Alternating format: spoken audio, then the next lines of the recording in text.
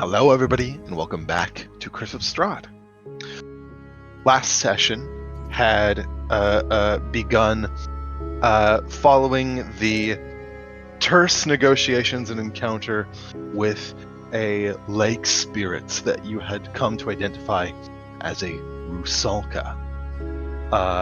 If Peach, you would like to do the recap, you will be able to give any one of your party members a point of heroic inspiration, as you already have your own. I do. You're so right, actually.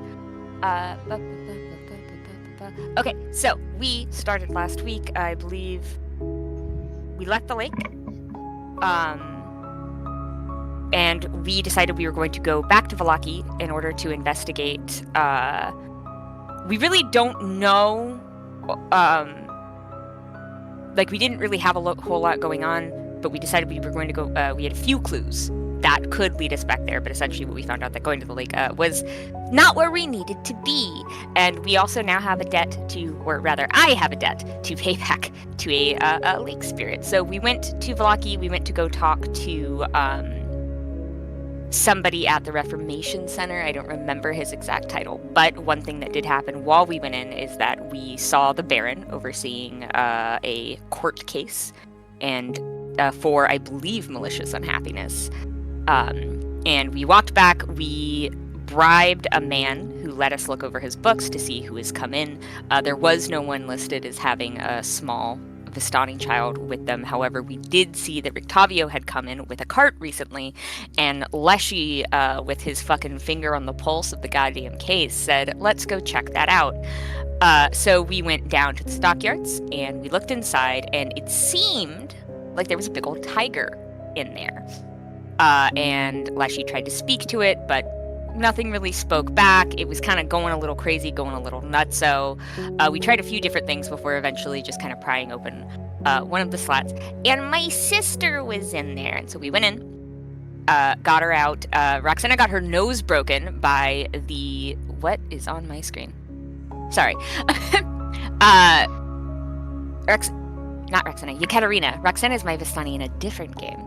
Yekaterina got her nose fucking busted by a ghost. Who was protecting my little sister, Edibel. As it turns out, Edibel had been dragged off by Jan, who had purposefully gotten my boy Alexei drunk, and was going to be given to some blonde vampire man, maybe, who possibly was seen in the cart with Strahd at one point. But some guy came in and rescued her and has been keeping her here. So we went to go talk to said man, which is Rictavio, who we found out is not actually Rictavio, but is a famed vampire hunter named Rudolf van Richten. I always want to call him Rupert. I don't know why. But Rudolf van Richten, who essentially said, I'm here to kill Strahd. I have my little trainee kind of child thing running around Barovia if you want to go find her. But I'll help you. If you need anything, if there's anything that you require from me, I'm here. I am at your disposal. Which was super cool because he knows everything there is to know about killing vampires. On top of that, some other stuff that happened.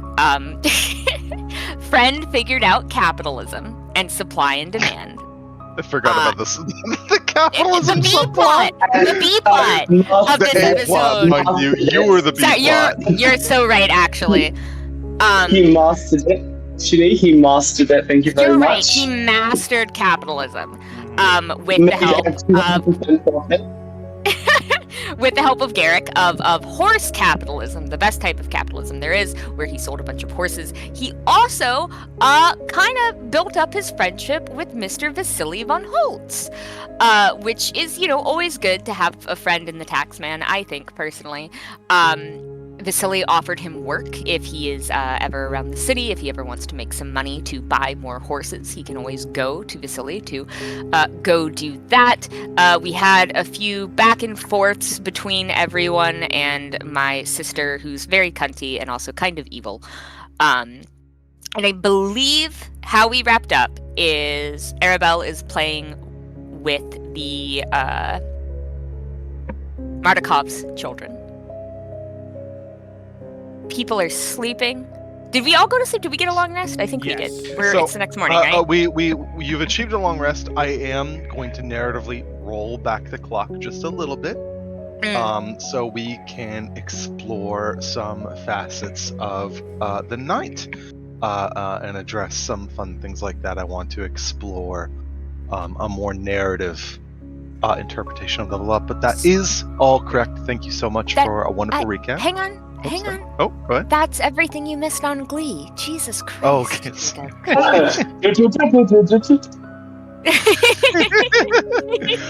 you, Twilight. Thank you so much, Ekaterina.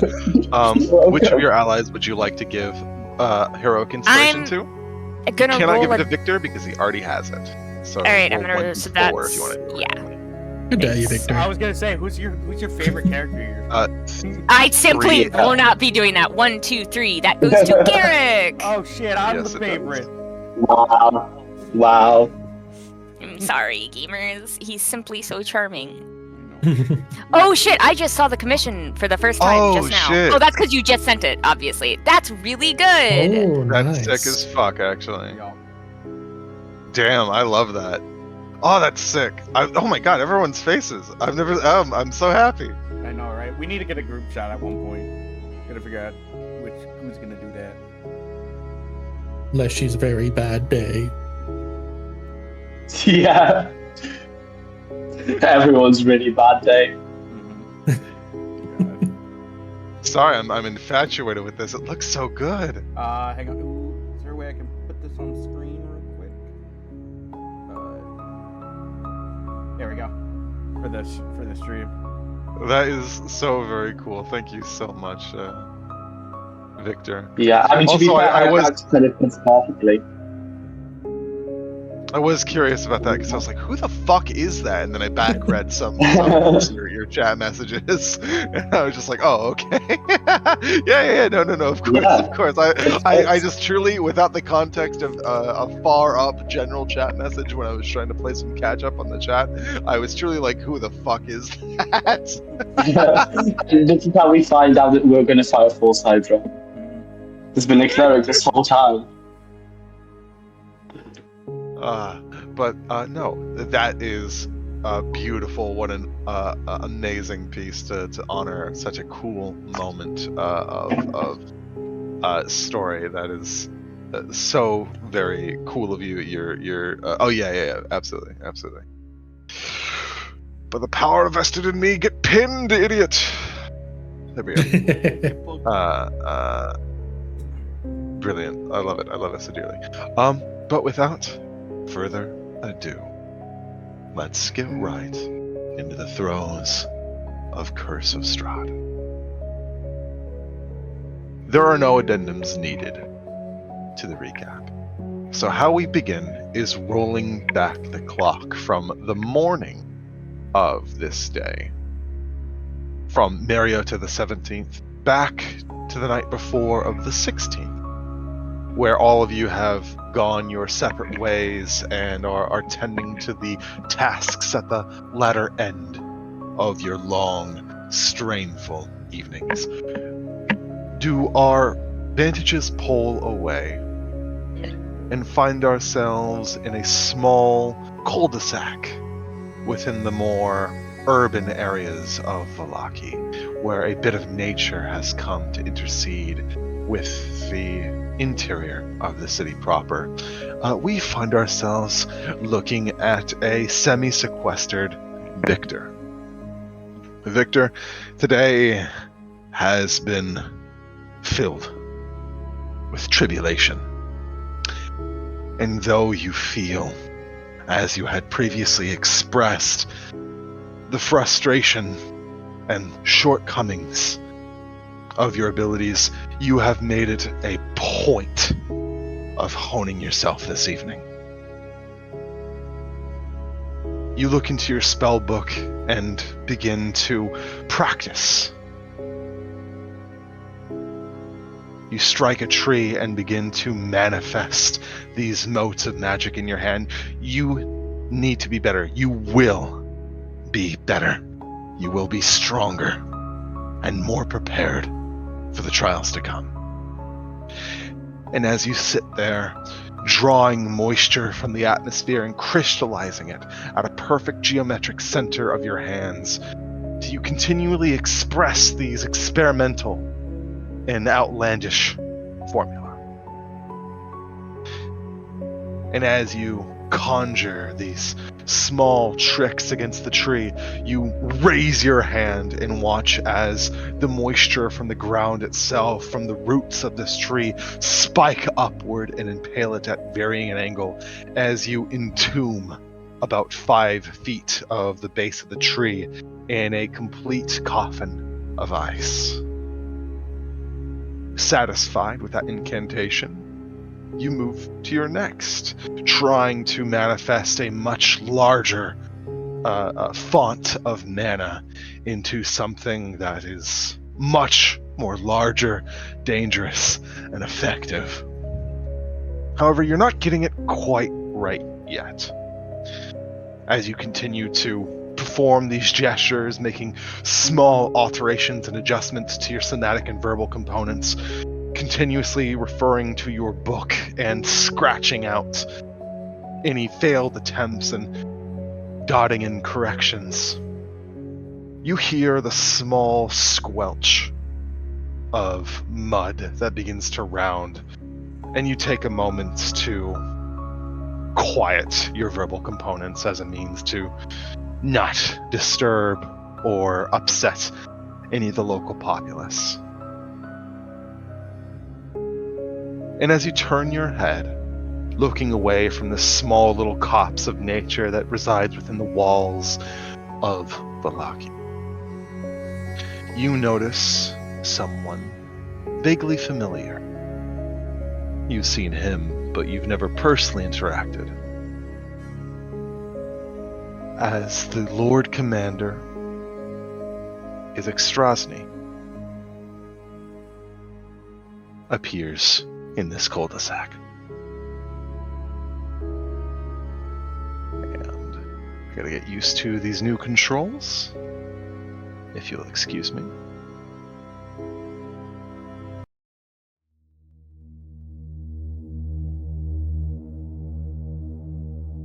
As he comes into view and you cease your spell throwing, you see him veer into the light, some holding a torch aloft. And as he casts it your way and illuminates the front of you, you see him slightly smirk and says, "Well, I was wondering what the noise was. Out for a midnight stroll, Mr. Quinn, was it?" That is correct. You mind if I keep you some company? I ain't here to stop you or nothing. Certainly wouldn't mind somebody keeping watch so I don't get overwhelmed if I exert myself too much. Sure. He steps in and sits on the bench about 10-ish feet from you as he watches you continue your gestures, and he says, "Some rattled old woman. Heard you incanting all sorts of gobbledygook. Came up to the Baron's house all freaking out, saying, 'Oh, there's a black sorcerer in the city.' Figured it was one of yous." I apologize on that end. It mostly comes from the native language of the book. I can stick to casting non-verbally if it eases the town. Don't you worry about it. The folk here have always been a little, let's say, superstitious when it comes to spellcasters. You know, I find it quite funny that you yourself are a form of Magus, the Baron's son, whom I am charged with his protection. He's a young, book-scribing mage not unlike yourself. And in fact, I think you guys have more than just arcane proclivity in common. His name's also Victor. Really now. Yeah, little pain in my ass, but he's an alright kid.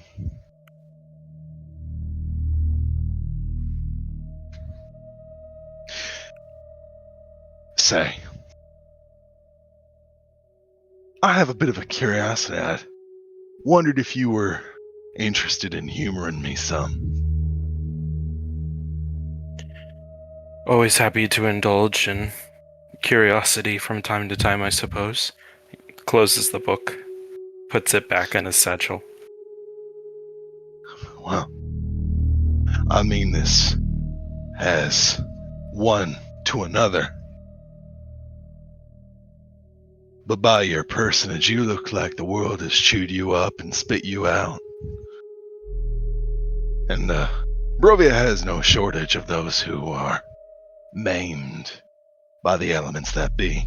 And he sort of gestures to your stiff prosthesis on the side of your body and says, not a lot of cripples make it very far. So I can appreciate when someone breaks the mold. Like you. Like me. And he sort of gestures to the side. And though you see he's offering you no sight of stub or anything like that, he just tilts his head over to the side of his body where you can see the cloak has been draped over it and says,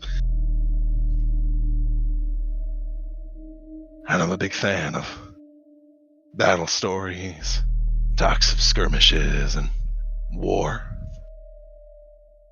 Hasn't been a war in Barovia. A couple of centuries, but we're not without our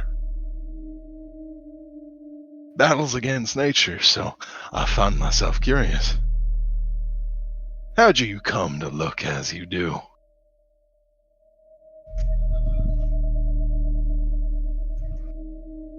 There's a pause for a second, and he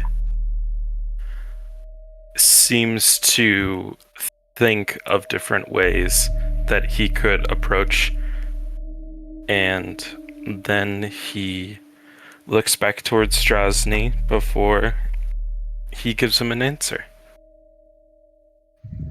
Well, it's a little bit of a half-half split, I suppose. The I'll make people you a deal. that You share Say all. again? Sorry. No, Don't you mean to go. interrupt. I was saying, I'll make you a deal. You tell me how you got yours, and I'll tell you how I got mine. That way it's fair. I suppose. And he will say, how big is the log that he sat on? Is it He's sitting where on a I could bench. be?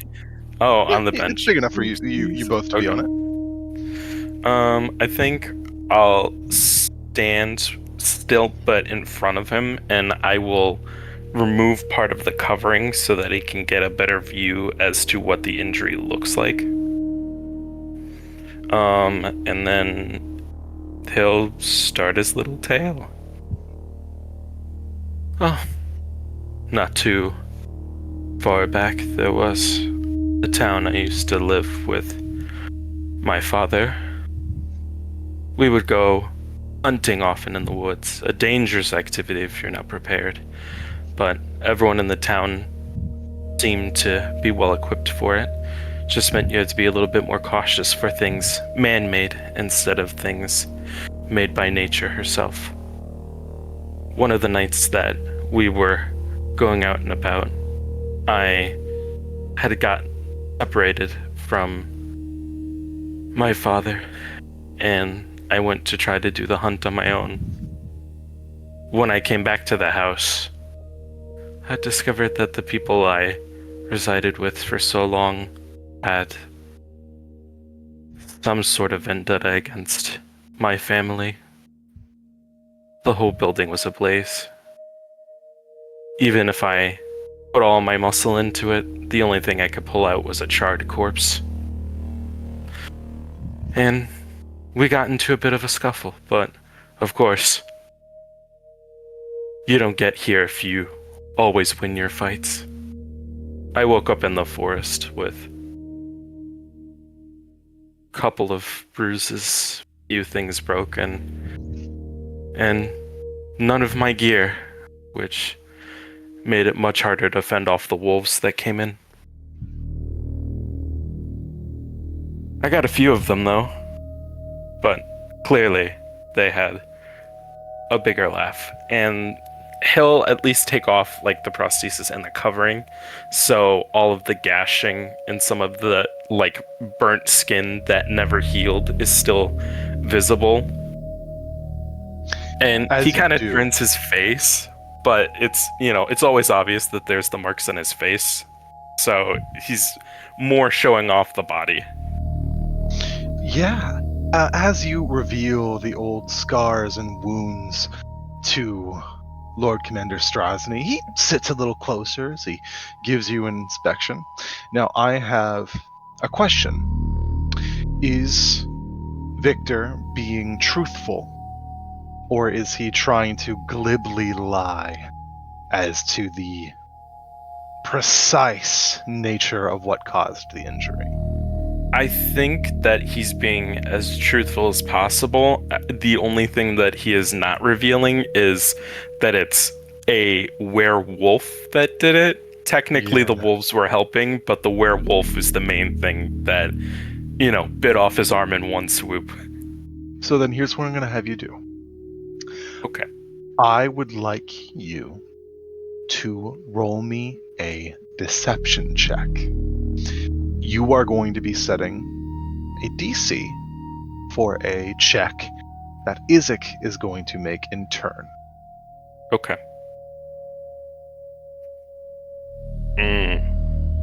Let's go for it. I think if I don't roll great, I think I'll preemptively try to use my inspiration here. Sure. That'll mean that come the morning you will not have inspiration for the next day, but you will have this retro. That is fine with me. I am much more worried about this. Okay. If I inspiration it, oh my god, I thought the dice said 9 without the bonus. Okay. It was a 6 before the bonus. It was just upside down because of, I hate this. Okay, I'll spend my inspiration. I'm okay not having it.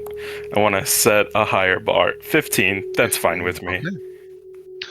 Then as he inspects the wounds, he looks them over, and you watch as he has an impressive expression as he inspects the scarred tissue surrounding your limb stump and pulls away and seems like he's enraptured. He doesn't look any different than he did, unless you'd like to make a pointed insight check. If You'd he's like to not make an gonna, insight- if Oh, he's sorry, not gonna butt on me, I don't think I'm gonna butt back because Okay. I want to save my insight for his story. You got it.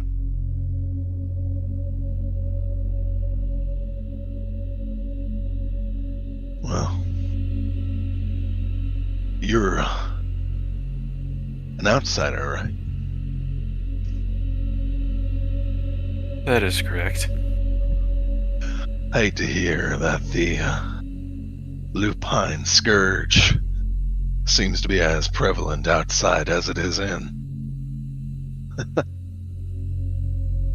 Well, you look like you do well for yourself, despite of your inhibition. See mine, he sort of taps his shoulder. Oh, I was young, maybe 19. I joined the guards barracks early, wanted to make a name for myself, make sure that I could provide once I started getting independence from the orphanage. And nobody knew who I was. I'll be real with you. And it was a night very similar to this one, as he sort of looks up to the sky and looks at the lunar phase. He says, double patrol at night. We were anticipating a full moon, so pulled out all stops, made sure that all the checkpoints were real fortified like. But despite the precautions, I guess some members of the barracks had grown a little lax and comfortable in their duty. At the Sunset Gates, we had a mishap, let's call it. A stranger shows up at night, right before moonfall. Bribes the guards there with a little wine and helps themselves before that beautiful silver shone. And man, whoever they were, they went ballistic. We were able to sound the alarm and get a small deployment. And I was along the young and foolhardy, silver pikes in hand to drive off this rampaging, mindless beast. Hell, by the time I got there, I was bloodthirsty. I never had a fear of wolves. The opposite, a pointed hatred. And he sort of looks down at his girdle and says, "Never understood why Vlakovich decided to make wolves his house symbol. He's a hound master, not a wolf. But ain't no count for taste now, is it?" He smiles and he says, "Well, I jumped into the fray, eager to make a name for myself. In my zeal, I overextended a thrust, and I got it, dead square of its pectoral. But enough of it had penetrated the skin that it pulled itself along and got its mitts on me. Oh, when I remember the agony of its fangs bearing into my arm. The pain I could overlook, I could endure. I was a tough kid. But the anguish of knowing that I'd become like it, that thing, nah. No, I struggled with it until a friend helped pry it off me. He got cut down, but he gave me a window of opportunity I needed. I took the spear and drove it straight. And he sort of pantomimes a thrusting motion of someone very well martially practiced into that beast's skull. Severed its brainstem from the front side. At this point, a younger Baron Vargas had rode in to see what the hubbub was amounted to. And I remember the fear on everyone's faces as they looked at me. As they looked at me like what I was inevitably doomed to be. A mindless fucking monster. I made a show of it, right before a council of my peers, as everyone sat there with their spears pointed at me. I need to make a statement. I took one of my brothers-in-arms' asses off their very corpse, and in front of the Baron himself, unflinching,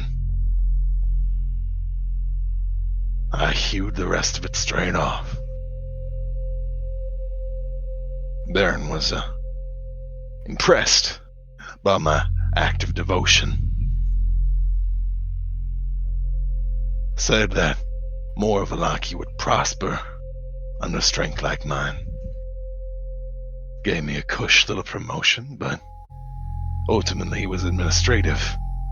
After all, there's only so much a cripple can do in a guarded state.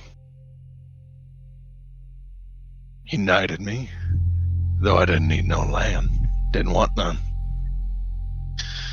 But I mean, how good can a sword arm be with only one arm? And he sort of points at you and says, and like you, I had the spirit to become more than what others saw me as. the ambition to compensate where you lack. And here I am today, second most powerful man in the city. So when I see potential and strength in folk like you, I can't help but respect it. And I have great hopes for you in this city. And I hope you do well by it.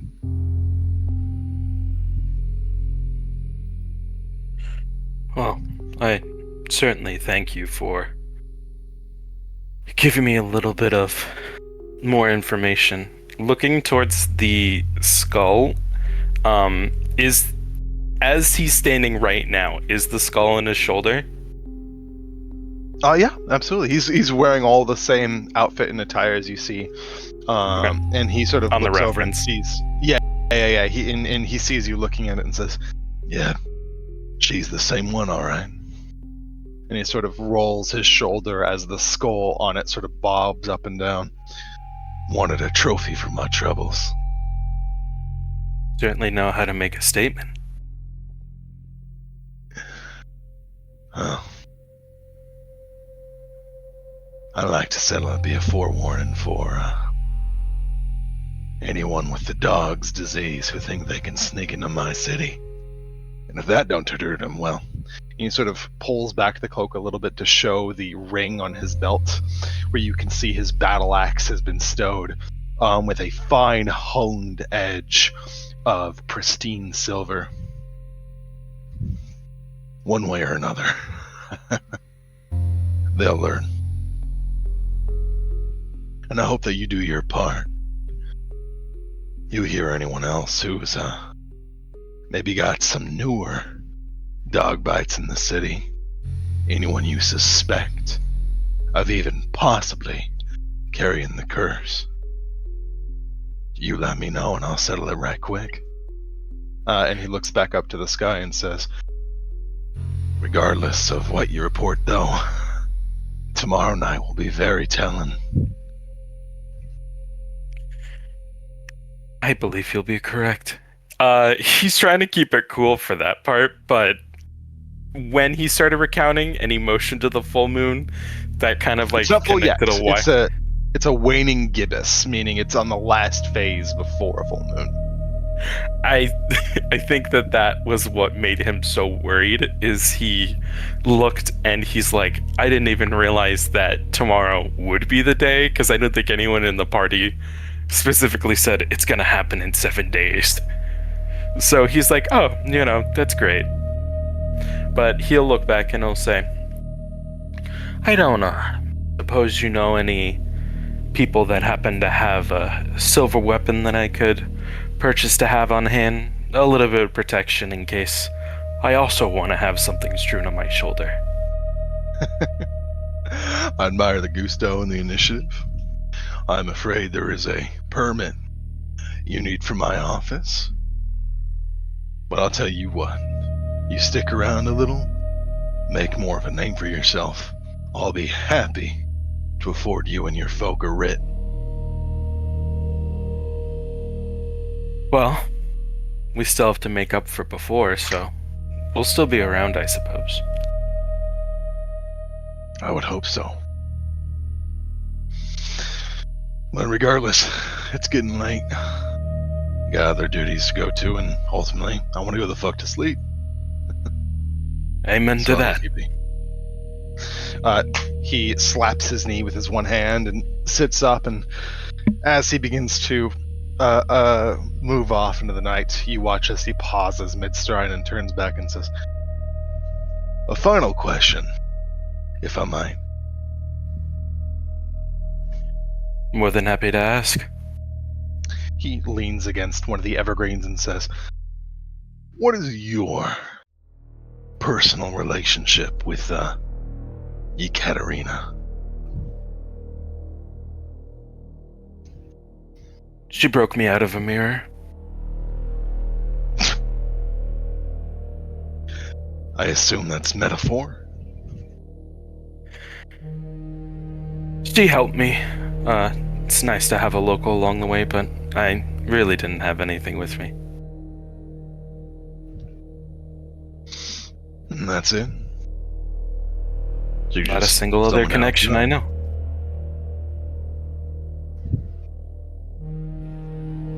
That's it. He nods his head.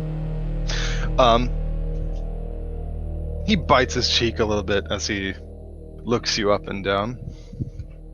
And I think he is going to make an insight roll. There's Okay. nothing that you're really rolling against, so I'll tell you what he he rolls a fucking 5. And as he sits there trying to like scrutinize, just if you're trying to be glib or anything like that, you see that he's unable to sort of parse you a bit. And he bites the inside of his cheek and says, "Good to know. Just trying to keep tabs. Is all. Don't mind me nothing." Good to have an eye on the city. It is. Get your pulse on it, and nothing will surprise you. Anyway, I'll leave you to your incantations. I only ask you keep it down. Keep it to fingers only for now. Fingers only. And he shoots you a finger gun as if to exacerbate the point before he walks away. As you are left in this copse, you look back towards the tree of your ire with a final flourish.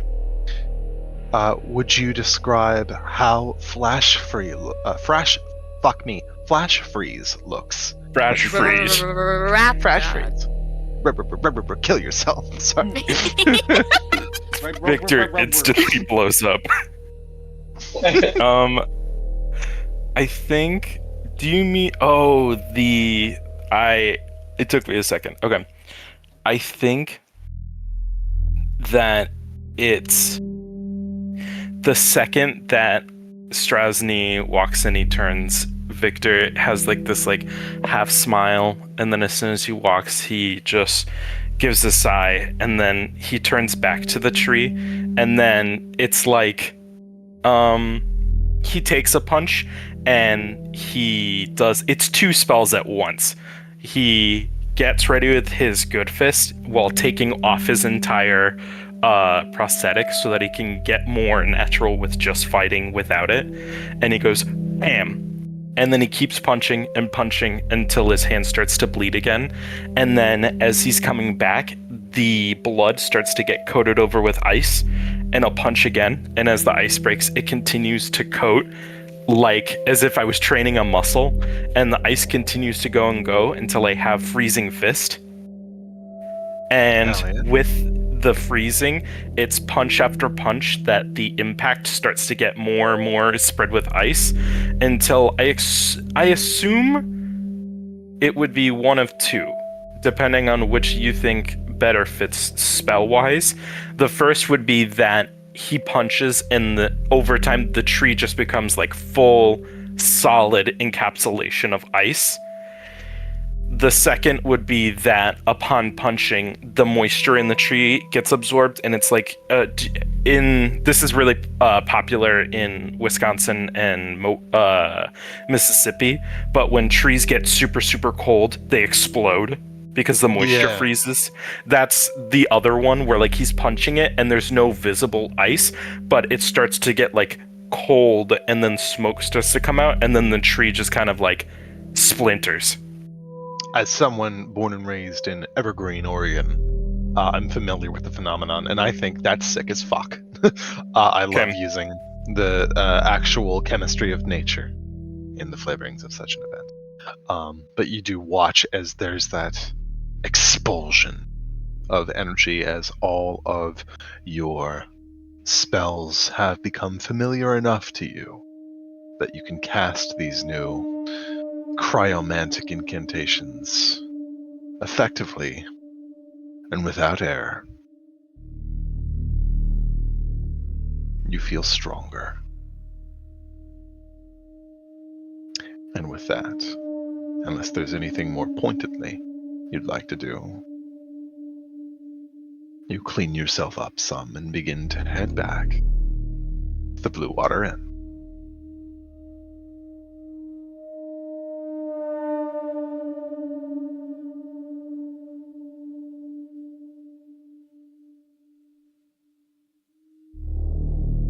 Da-da-da-da.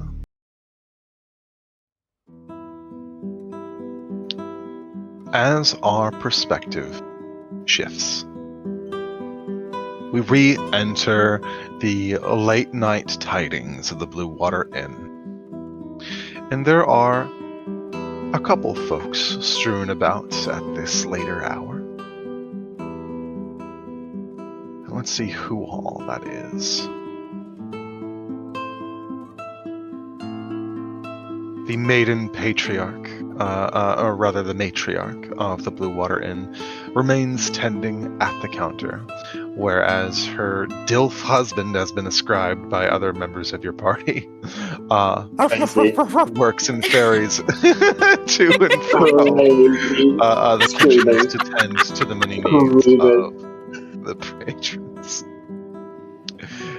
Their children, Brahm and Bray, are sitting there playing with Arabelle.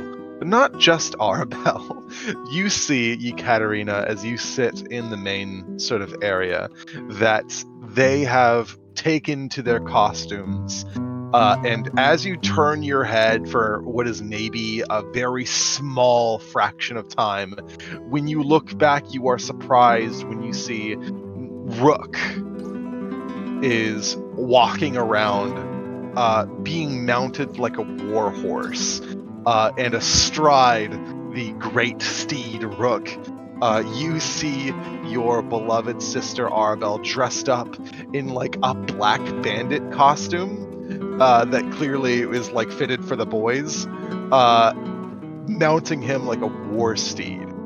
As they sort of move and play, and you hear sort of Brahm run down the inn length and says, "Look out! Make way for the Black Rider!" As Arabelle looks like she's fully in character, crusading against them and chasing them around. It's a good British accent. Thank you. Jacob twirling his hair, kicking his feet. Stop! You're too That's actually in character. That's what Fran says. Yeah. pretty good. Oh my god, you can move around like that. Yeah, I'm gonna put Tabio all the way. If you pull the chat out and put it back really fast, it looks like they're dancing. Yeah, I know, right? Yeah. Actually, if you wiggle them around a bit, it looks like you're playing with dolls. They're breaking It's it called down. Paper Doll. Yeah. I'm actually not. Octavia's here, but I'm actually going to exclude him from the thing because he's too wide, and also now that you know that his. Is that kid wearing all velvet? Yeah, the kids are wearing a small sort of velvet attire. This is like an awful clothing for a child. Oh yeah, it's terrible. But no, as they move and play, you watch as both Danica and Erwin smile at the bit of kinder reverie within the confines of their late night estate. And I ask you, Yekaterina, as you have a opportunity of respite, appreciation, and a moment to let the stresses of this day pour down your body like water off a duck's back. Do you feel in the spirits to perform tonight? Potentially earn some coin.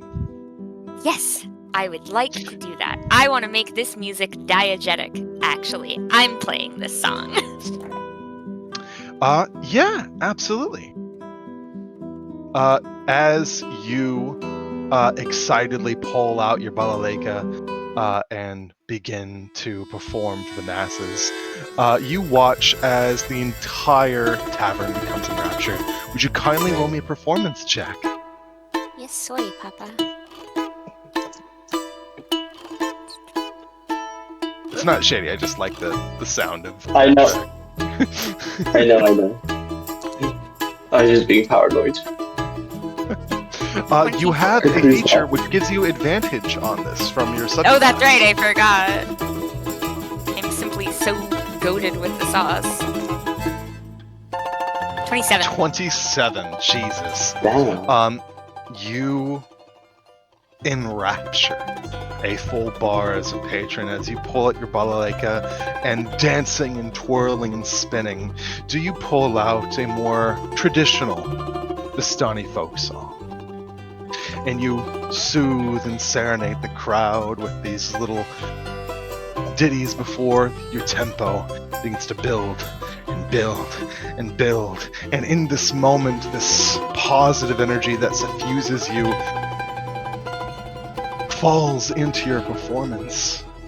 And you feel the bardic magics and your gifts that you've always been attuned to begin to fortify.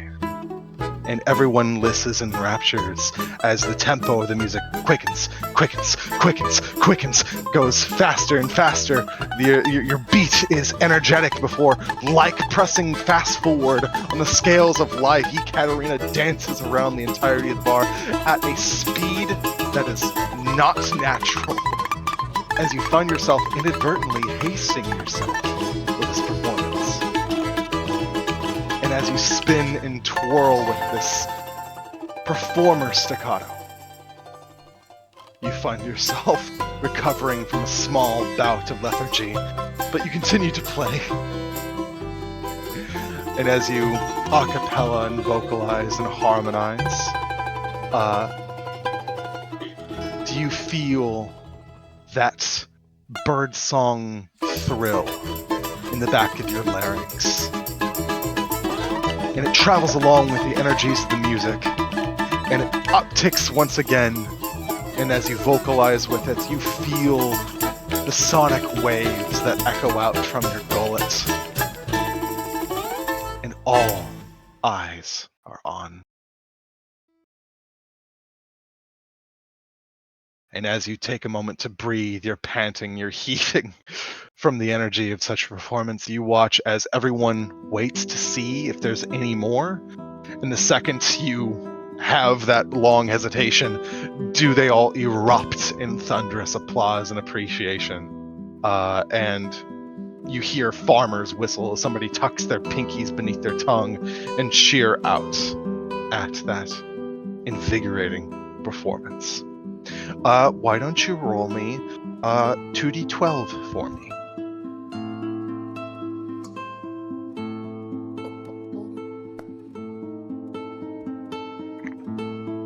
You make 12 gold pieces, which isn't a lot, but as for busking, that is quite a salary. As people so enamored by that performance, do you make yourself a small bit of coin from such a enamoring performance? You watch as your sister Arabelle sort of strides up to Rook, really in character as to this noble mount, walks up beside you holding his head up high, and Arabelle says,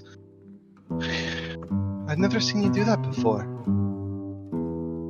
I've never seen me do that before either. I guess you really are a late bloomer, huh? Okay, so I was going to get you something nice with all the money that I made, but unfortunately you decided to be a little bitch, and that's not going to happen now, so. So that Pattern. big, pretty stuffed owlbear that you've been carrying around is not for me? That's for No, you and the an owlbear- adult woman? Incorrect! The owlbear is in her thing back home. I left it there. Ah, bitch. Don't ruin my cannon. She knows it because she's You psychic. witnessed- She saw it in a vision. Yeah, she looks to you and says, no, I definitely saw it. I saw Don't your worry little about that. detours and Yeah, glimpses. it's for mine. I'm me, a grown woman. I bought that. I'm going to give it to the little sister that I'm going to adopt from the orphanage to replace. You know, I'm traumatized. Very bad things happened to me today. You can't be mean to me. no, I can tell the whole costume and everything and the way that you've been, Yes. running around with This your is a little boyfriend. coping mechanism.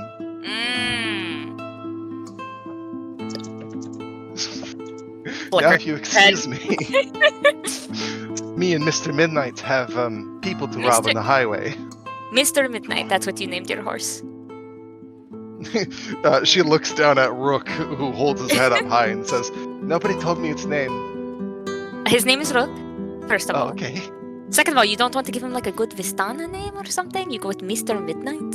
I didn't come up with the fucking name. Braun did. You've Sorry. been gone. Don't tell Dad. Like, she gets this huge impish smile. Ooh. How unfortunate for you. Don't tell Dad, please. Yeah, Please don't tell Dad. No, absolutely. I'll keep that to myself. You've been away from your people for. Cappy, stop fucking stepping on my keyboard. Are you kidding? Sorry. Jesus Christ. Oh my God. You've been away from your people for only a day, and already you've lost bits of your culture. It's... Woof. She rolls her eyes at you and says, "Okay, I don't need lecture." Go, have fun. You're making friends for the first time. I'm very impressed. That sounded mean. I am actually very impressed. I'm happy for you. Yeah, that was really mean of you, actually. Yeah, I and know, that am sounded genuinely cruel. a little upset, but I'm Okay, going to... come. No, I grab her and I give her kisses all over her cheeks. Ah, stop! You can't be mad at me. You can't be mad at me. You assault her and give her a billion kisses before she peels away from you and says, "Onward, noble steed," and slaps Rook's ass as they trot along around the bar stop. You watch as Danica looks utterly smitten by you two as she comes over and hands you a small tankard of a small goblet rather of wine and a tall tankard of water, and says, "On the house, my dear. What a wonderful performance." Thank you. And please, I'm happy to have it on my tab. You have two boys to care for. Oh, and we care for them greatly. How else do they have so many toys to share?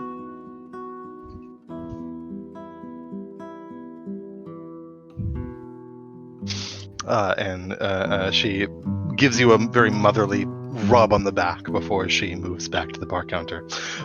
Well, all of this is occurring. I would ask, and there's a reason I am excluding you, Somni.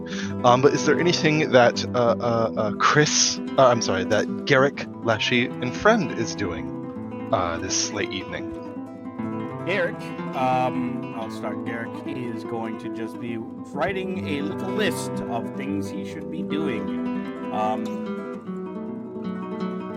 Really, that's all he's doing before he walks on down for breakfast. It is still the evening before. Oh, it's the evening before? Yes. Eating. Really, just eating. He's Okay. hungry. You got it. Just enjoying the show, socializing lightly. Of course. Friend, anything you're up to? I think is as usual outside, where I'm just spending most of the nights here, and I'm going to spend my whole 8 hours of my long rest where I can do light activity, playing with my toy horses, because I've never had toys before. This is a whole new world. Not only do I went from 0 toys to 2 toys and money in the span of a couple of hours. This is arguably the best day. The only way it could be better is if I was home. In the fullest sense of the word, a big man child. Yeah. Yes. I think we forget I am 5. I am the youngest person here. Absolutely. As you sit outside of the inn and hear all the sounds and the music pouring from within, you have your own right of fun, taking this small achievement of a Blinsky original, and unlike the choppy hewn horses that you had intimidated people to sell, do you have yourself something that you look upon and revere as a mastercraft in its own right? And you're correct. Today has been such a day of achievement. Since his relinquishment from the Abbey, has Friend been beset day after day by some matter of horrors that have collapsed upon him like heavy weights of duty and ambition, things that he could not shake as obligations and tribulation be something that so constantly blockade his mood, and while his manners sway with the ebbs of fortune and fate, do you find yourself more fortunate this day?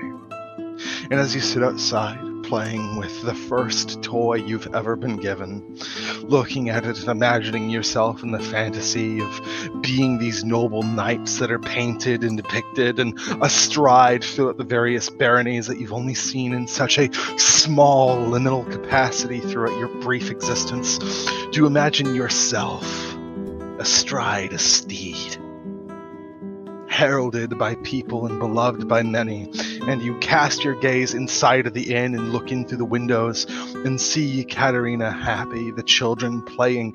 These, friends, are the fruits of your labor. And you feel that warmth suffuse your charnel constructed core. And as you feel that inspiration wash through you like a drug, you feel faith, ability deepen. And you sit there, invigorated, continuing to play. And as your eyes close and lidded shut, and you enjoy more of your play, do you not notice that the next time you open your eyes, you are not astride a small little toy construct? Perhaps you confuse reality, because as you look down betwixt your legs, it is not a small toy straining under the weight of your full mass, but instead a full, noble, actualized equestrian beast. Would you like to describe your steed? Oh, I haven't actually thought. I had a joke description for this, but I think I should probably actually take it seriously. Do both. I mean, the joke was, we talked about this before about My Little Pony. It was just going to be Rarity from My Little Pony. I think that's the most I will afford you is your horse can have a cutie mark, but nothing else. No. It wasn't going to be an unicorn. Don't you worry, God. That was just for jokes. I mean, that's just for jokes. I think it is the most stereotypical, like, chestnut brown. Like, when you think of a horse, like, it's that kind of, it's like what a child would draw a horse as. Like, chestnut brown, beautiful long mane. Obviously, it has to be quite big because it has to carry me on its back. So it's like a full, like, giraffe horse size. Yeah, it's got, oh, well, that's what you said. Yes, yes, pretty much it, yeah. Yeah, it's like literally the most, like, basic definition of a horse that you would see on, like, a Peppa Pig episode, even though horses don't exist in Peppa Pig because they're people. I'm trying to think of, like, an animated horse. I can't think of one now. But, and I think you guys literally hear from outside a blood-curdling screech of joy. Perhaps to your alarm for the people inside, you hear friends shriek, and there's like a moment of immediate guard up, and you guys cast your gaze outside of the window and see, with a face of absolute juvenile glee, is suddenly friend is mounted astride a cartoonishly bright-coated horse that is somehow large enough to accommodate his weight. I have to rush outside at that. I've got to go see what the fuck happened. Yeah, Garrett is rushing out. He's like, what the fudge? Hi, friend. They ever. Where did you get the horse? Here. Here as in you found? Or... Where did it... Did you steal this horse? I did not steal the horse. I was playing and then the horse showed up. And now the horse is my horse. What? Friend, you just can't claim a horse. Can you Like, use his name? Horse what's his friend? name? Horse Horse friend? friend. Horse friend. Okay. Horse friend. I'm so big. Jesus. I forgot you're the only one who doesn't have like a full body art, so you're a Oh. little bit disproportionate. Yeah, I'll It's fix fine. that later. We'll figure it out. Also, there's a strange opacity in this scene. Fix that. Okay, so his name is Horse Friend.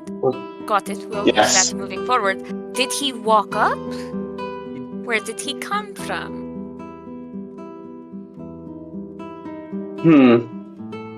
Good question. From here, my friend points at himself. He was playing with it. Where's the horse toy you had? Friend points at the horse. Yeah. Garrick and Ekaterina, if the two of you would like, you may roll Arcana or Religion. I think it would be really funny if I Oh, don't know what this is. Yeah, or you can completely abstain at your leisure. We're gonna. I can't wait to we're tell gonna roll Cliven. 17. Oh my god! Oh. Oh, actually, I know everything about magical horses. Oh, I guess you know more than me, No, apparently. with you both get it, but I'll give Ekaterina a little something extra to reward a natural 20. But Garrick, you are familiar enough with the faiths in the Feywild operate much the same as the faiths of Materia, in which that one who is driven by subscription and investment into ideas is able to sort of egregoriously manifest things to sort of meet their prescribed purviews of reality. And through a strange feat of miraculism that you would not expect from someone with a simple mind like Friend, like a savant, has he perfectly conjured a full steed through nothing but the powers of faith itself. And then Ekaterina with a natural 20, you ascribe much the same thing. But on a natural 20, I'll say that as you're sort of looking it over and like seeing the horse in closer proximity and recognizing how its very patternization sort of vaguely matches the sort of horse that Blinsky had created, you kind of have not only the full understanding of like Friend's power as to this spell and its creation, but you understand that this is effectively an immortal construct that I can call, that even if this were to die, it would never be permanent. And not only that, you realize that I think you've seen as a Vistani trick, horses are very important to your culture, and so that this nature of spell is not unfamiliar to you, and it is rare because there is seldom spellcasters in your clan capable of doing magics like this. But when it does happen, it's very formulaic, it's very mathematic and difficult to reproduce or control. You recognize that Friend has a strange, heightened affinity for it. That leaves you curious as to the nature, not just horse magic. On a natural 20, you think that there is something latent in Friend's creation that makes him predisposed to something as incredible as this. Does not every 5-year-old create life? Ekaterina, can you just see real quick? Garrick's gonna like try to turn you around so we're facing away from. Take a few steps away. I'm not paying attention to you guys at all. There's a horse. Will a horse into existence? It seems like it, but normally I would say such a thing shouldn't be possible, but we've seen other magics from Friends so far. Perhaps there's more to him that we don't know. I feel like the first thing we should do is get him. If we weren't stuck here for a little bit, I would say the first thing we should do is get him home. Because I'm a little worried that he's gonna start manifesting things we can't handle. We'll keep an eye on that. That's fair. I'm gonna... To that point, actually, I wanted to... The way he talks about his father is weird, right? Like, that just me? Something weird's going on. Yeah, it's a little unsettling how desperate he is to get to his home. But it's I meant more the way he talks about his father. I mean, if he keeps saying that, like, he's going to come get him, but we haven't seen or heard from him at all. We haven't heard of anyone looking for him. Oh, if you mean that, yeah. It makes me a little weird. It makes me a little frightened that either his father is... Garrick's gonna say the word here, but very, very softly. As if to try to prevent Friend from even hearing it. And he's gonna mouth the words, he's not coming to Yekaterina. Like, almost without sound. I think Ekaterina doesn't bother lowering her voice all that much just because Friend is very enamored with his horse. No, his father is the abbot of Kresik, the miracle maker. I can believe that. I have heard stories of him creating things. His Friend would fit into that category. I'm more concerned that perhaps his affections for Friend are not as strong as Friend's affections for him. And that we may be walking into something that is a bit emotionally traumatizing. That's at least the best case scenario. This is best case. We should try to curb. Let's dig around town for information about his current status at the very least. We can try. Either way, he's happy with the horse. We should be happy for him. Yeah. We have to feel Well, you guys are like that. Oh, sorry, Karen. But if it's a magical immortal horse, I don't think it needs to eat. But I imagine he'll want it to eat. Yeah, that's another ration we have to buy. You cast your gaze Hey, I don't outside and eat. watch as there's a night ray that is cast by the moon that is bending through the natural moisture in the air and creating a very faint rainbow that you watch the manifested horse seems to be chewing on somehow. Okay. Garrett turns around to see this, and never mind. I guess. Okay. We don't really get those in Barovia a whole lot. That's kind of crazy, actually. That's kind of like a whole... Wow. Where is it Garrett's trying to figure out, like, where is it coming from? What? Where? How? I guess friendship really is magic. I'm But- gonna go over. He kind of looks at the camera. I look at the camera. I'm gonna go pet the horse. Yes. And I'll say to friend, Well- we can go into town tomorrow and get him some tack if you want. Impeccable. Yes.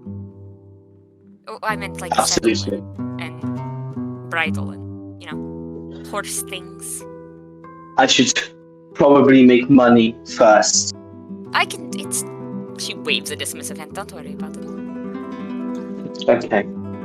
And while you guys are talking mad shit about my father, Friend is doing the exact opposite and is just so excited that when he gets home about how I'll be pretty happy, not only the father but Cliven will be when he brings back a horse.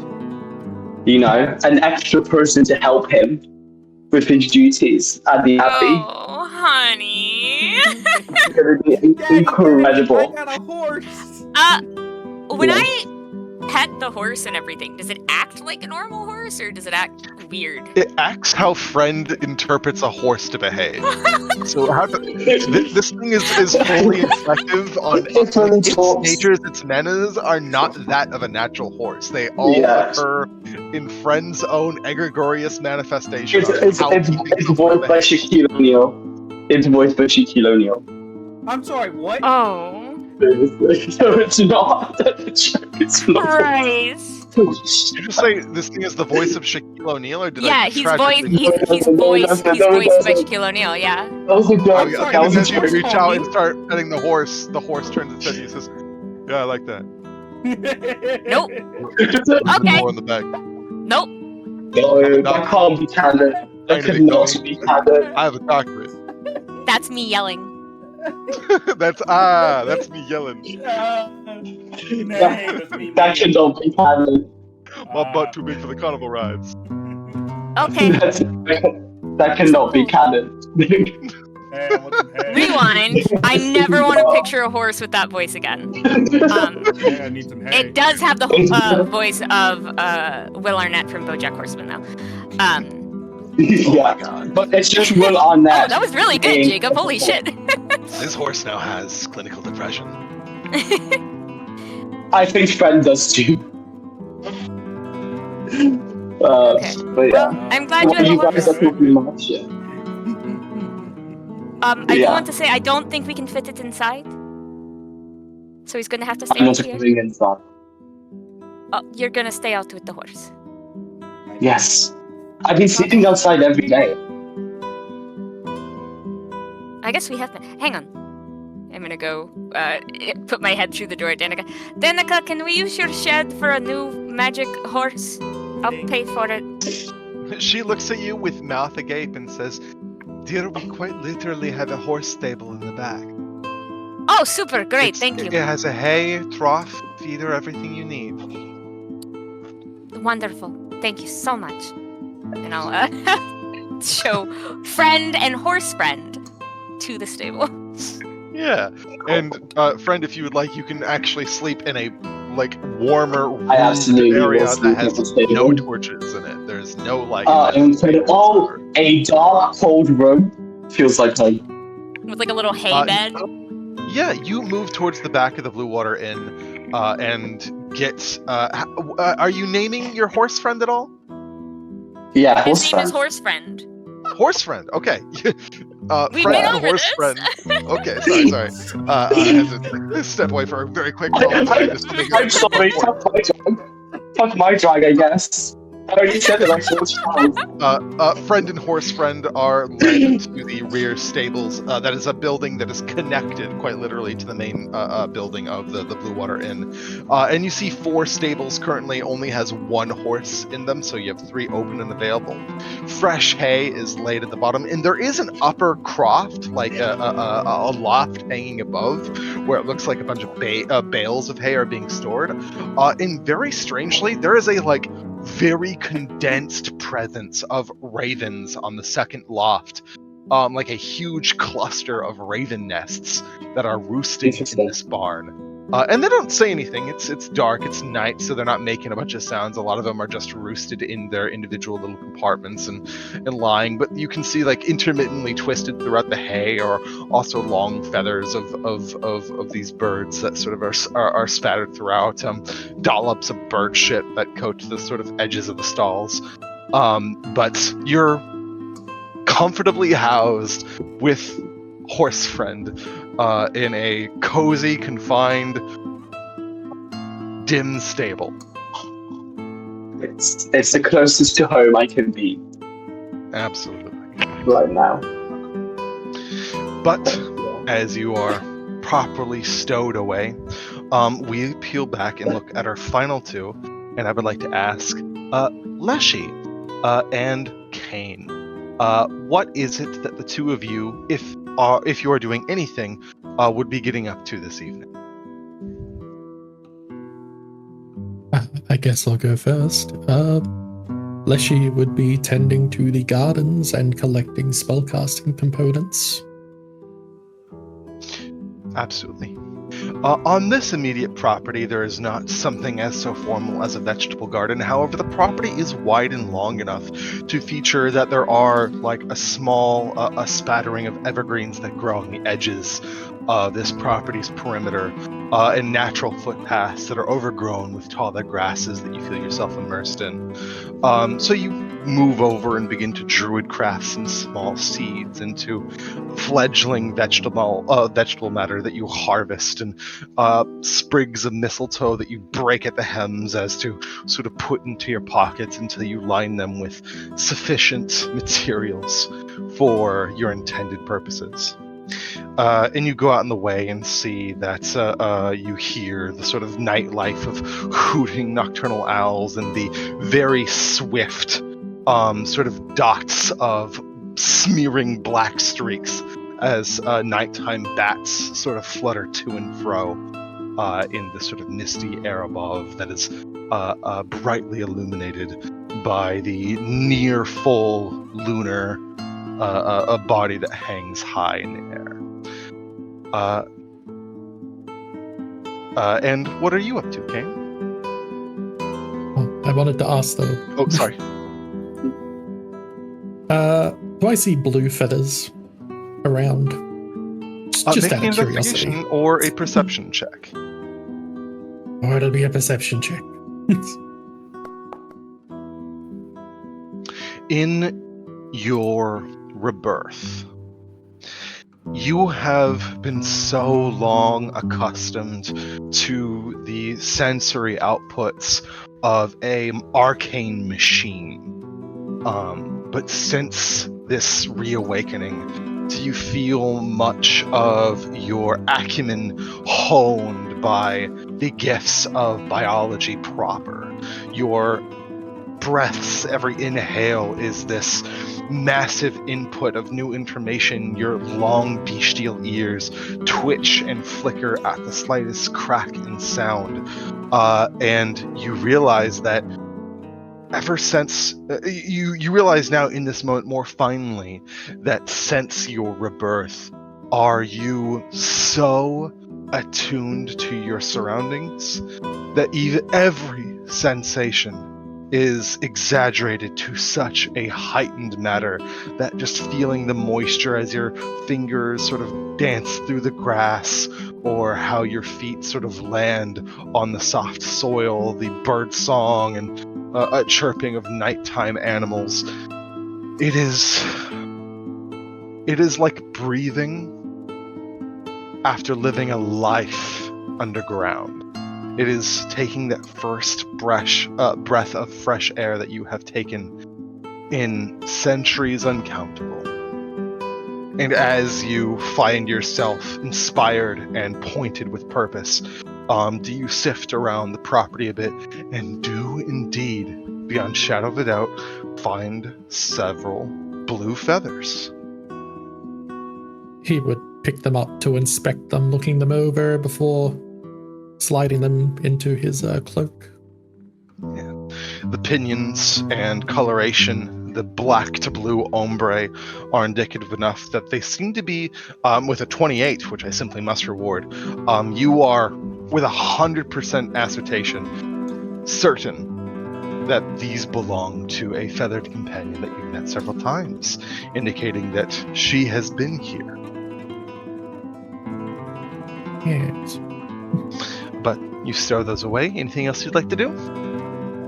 Well, after he's made the place look nice and pretty, making any flowers bloom that he can, he'll go back inside. All right. And then Kane, anything you're finally up to? I think before his long rest, Kane has sought out the local tavern cat, because every tavern needs to have those for Jet. He sought out the local tavern cat and is playing with it, because why not? He likes the little tavern cats. Yeah, you're in a corner, playing with a small stray. You quickly learned that the patrons of this tavern call this cat like a bunch of different names. Like, this cat does not have a singular identity because the Mardikovs, this is not their cat.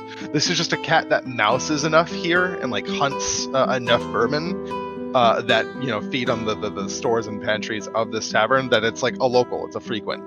And you have a nice, loud, very vocal sort of wind down period as you imbibe in an evening's meal before, at this point, without further ado, we all move to have our long rests. And with no interruption, it sounds like. You needn't press the long rests button. The only roll I need is from Yekaterina to roll your new portent. And I will say, for the day as well, as a boon for successfully finding your sister Arabella, and with her gift of the sight, you may roll 2 portents that last only for this day. Incredible. But with that, Where's my... rest. We first turn to Garrick. Garrick, with your belly full and your body sore, and mind rife with ideas, do you find yourself finally bedding down in the bunk room as everyone gathers to rest their communal heads and finds a spattering of sleep amongst you all? I will ask the group really quickly, who is claiming Rook for the night? No. Okay, so by extension, that is also you, since you're staying in the room together. So the that's Stani right, yeah. sisters have Rook. Then Garrick, as you rest your head and begin to enter the Elvish reverie, do you find your mind unable to turn off? And you trance into that liminal space that is not unlike sleep, but not quite the same. It is a psychic space of past lives, experiences, sort of psionic residue and resonances from ancestors past. And with your attunement to the Feywild, it's emotional. It is like a phantasmagoria of experience and thought. And as you sit there, unable to turn off your productive mind, do you find yourself inspired? New ideas, new thoughts with this day's achievement despite its strifes? Do you keep having thoughts of things to build, means to enchant, how to better spread your abilities? And as you find yourself resting, do you know that come morning, you will bear a much more potent potential of creation? Leshy, as your body rests as well, this is the first time you have slept again in countless centuries.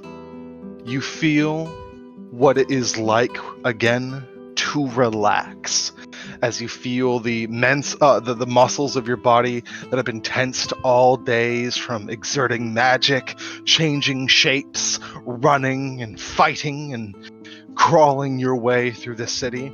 You finally have a moment where your body is allowed to be inert. And you sit there and you feel the tension bleed away from your muscles, and your consciousness recede back. And for the first time in any collectible memory, do you dream? What is it, do you think, that Leshy dreams about this night? Oh.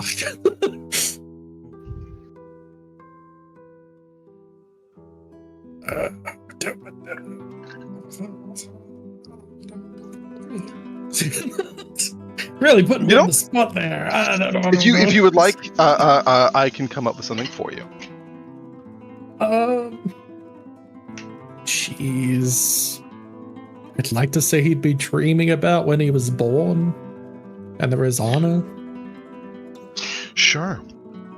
Then as your subconscious begins to alight with familiar neural sequences that harken back to your original manifestation.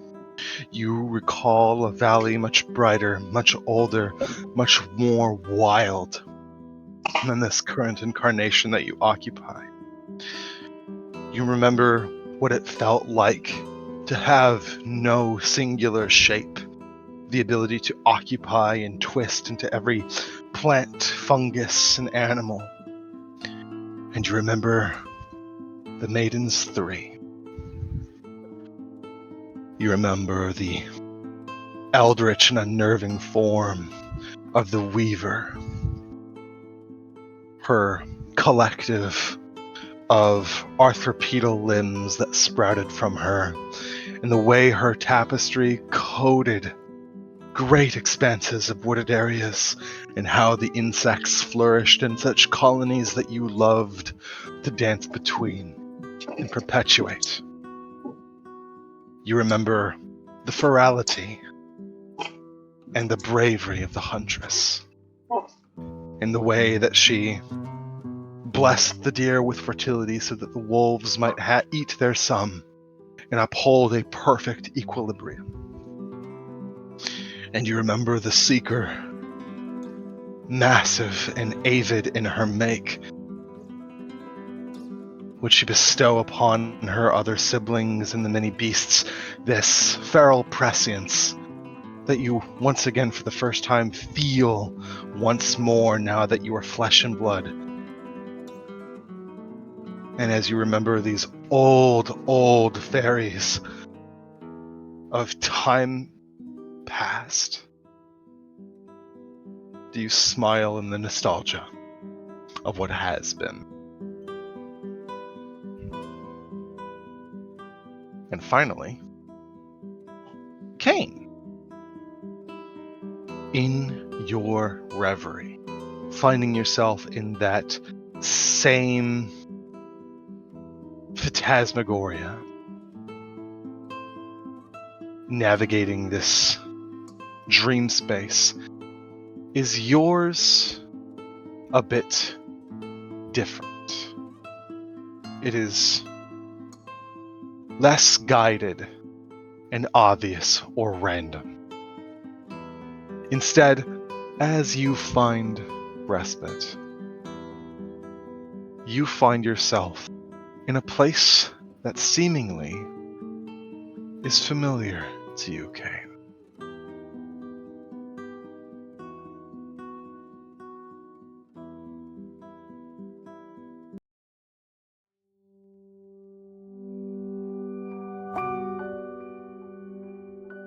A cold, thick fog clings tightly to this space.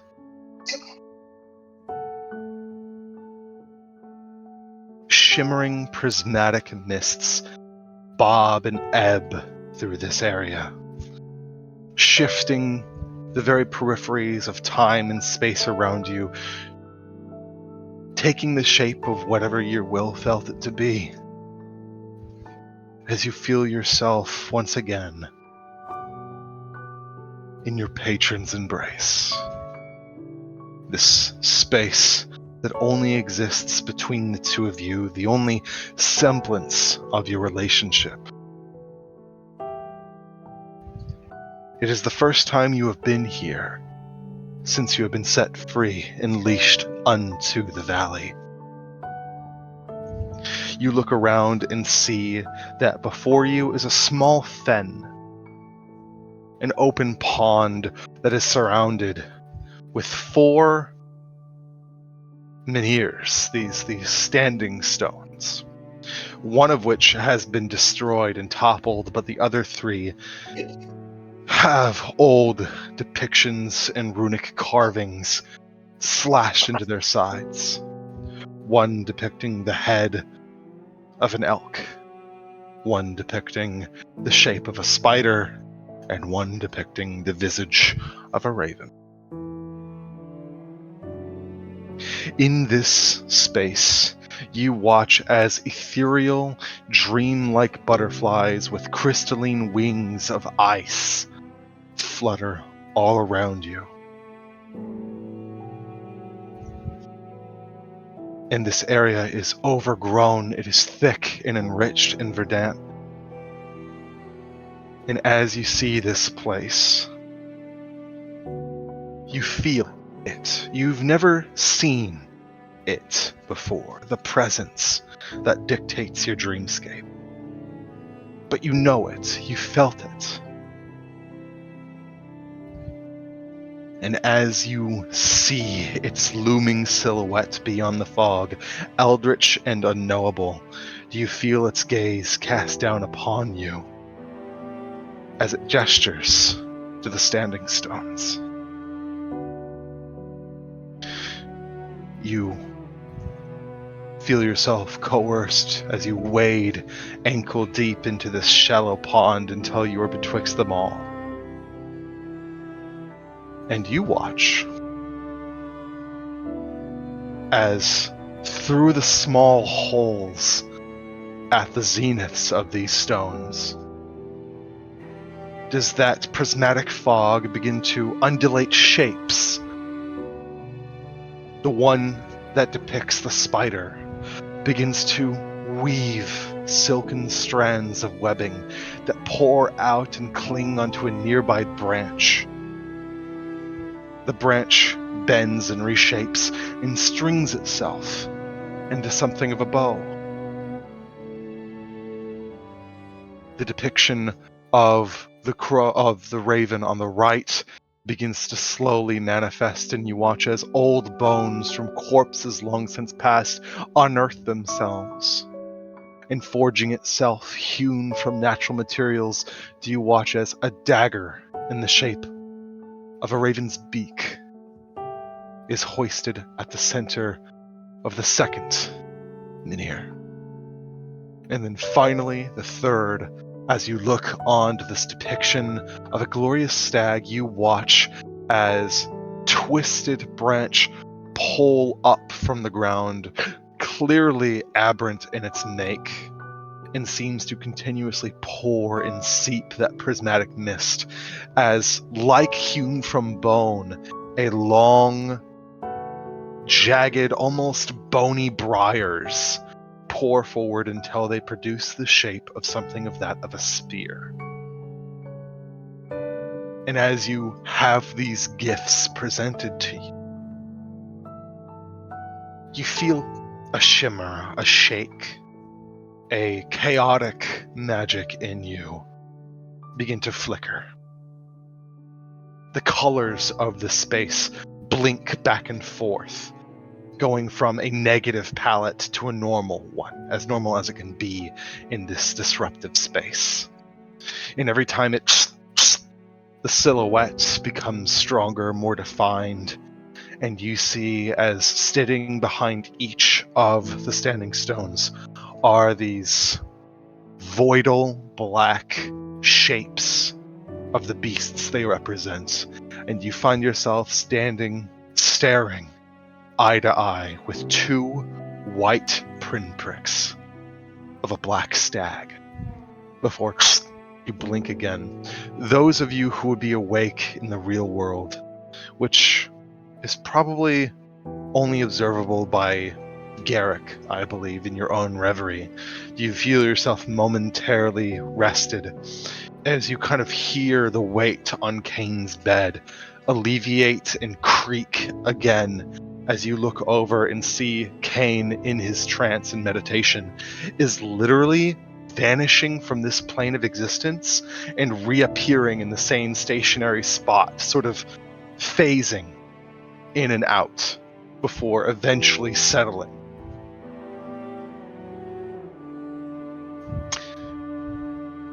In the dream, you understand that you are being offered a choice between these items. A pact to forge with these old relics. Which one would Kane choose? The webbed bow? The raven shank? Or the stag spear? I think Kane would walk towards the stag. He knows that there is something, that there is a connection between him and the stag, be it fate or otherwise. So he feels that it is in his best interest to accept the gift from the stag, partially in hopes of gaining more understanding about this connection. As you grasp your fingers around the staff, you yearn for that clarity, as you always have, but you do come to empathetically understand that the nature of the enigma that is your patron, whatever it truly is, has never been able to so explicitly communicate. And as you grasp a hold of the staff, you watch as you blink once again, shifting between this negative space and the normal, and the stag vanishes. Your selection hoists in your hand, and you feel one of its bony pricks dig into your palm as your blood seeps into its make and it absorbs it, as a pact is forged with the spear, one of blood. The two other weapons fade away, sublimating into mists, and you watch as the verdant overgrowth of nature around you begins to seep into your body, like you are draining yourself, draining the world around yourself. And as it suffuses you, your veins turn green, and you feel that nature, that life well of mana saturate your blood. And you watch as the landscape around you looks withered and dying, as if embraced by the winter season. It is cold, and as you exhale, you see your breath plume in front of you. And that plume is that same sort of prismatic mist.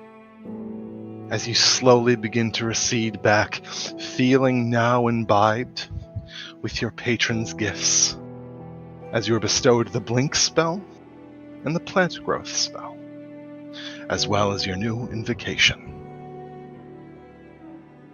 And with that, your 4 hours pass, and you come to from your trance, awakened and empowered.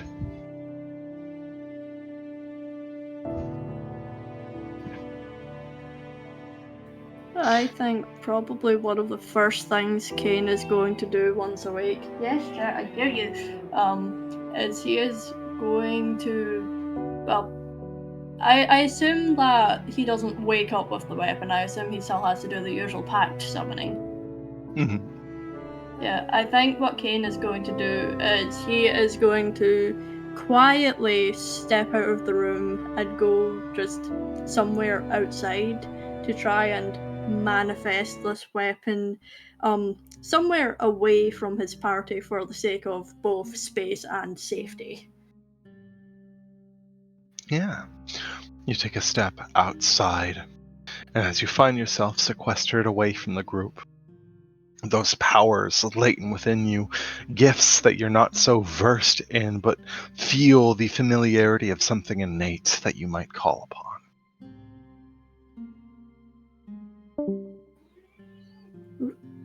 Oh, Victor left, and I don't know if it's internet or something. might be internet. Don't worry about it. Yeah.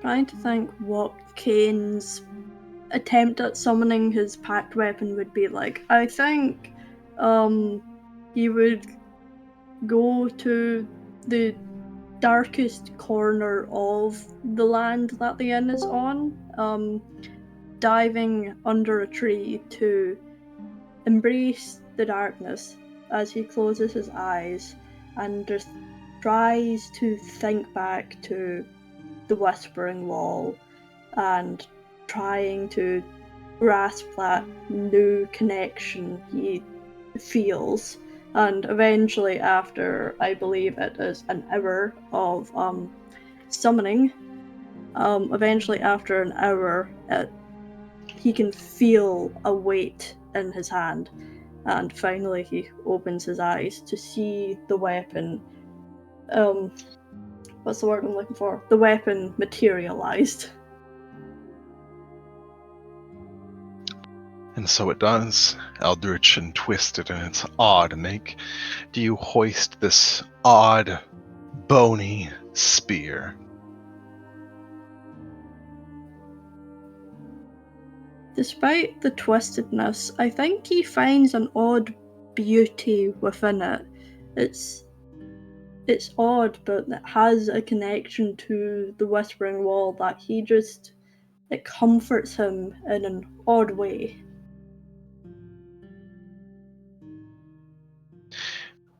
And with that comfort, do you feel the earliest mornings of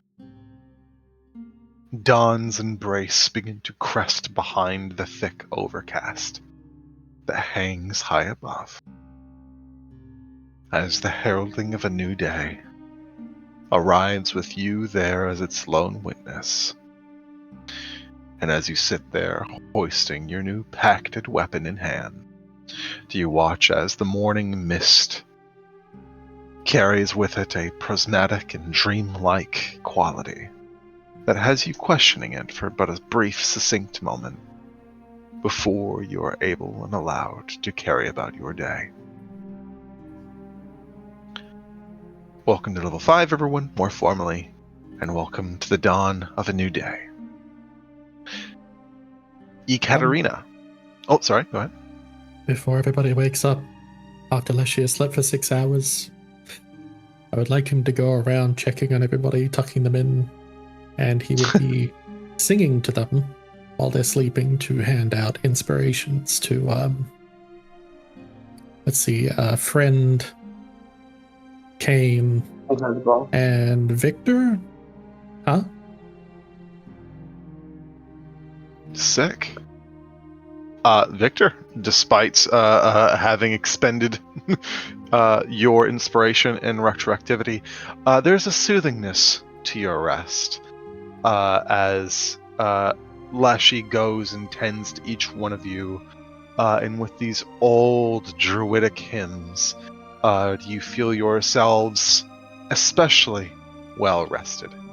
As with your new musician feat, do you sort of everyone except for you, Leshy, awakes in this new day, fully like there is such a ray of hope that emanates from this group that you are all long overdue for.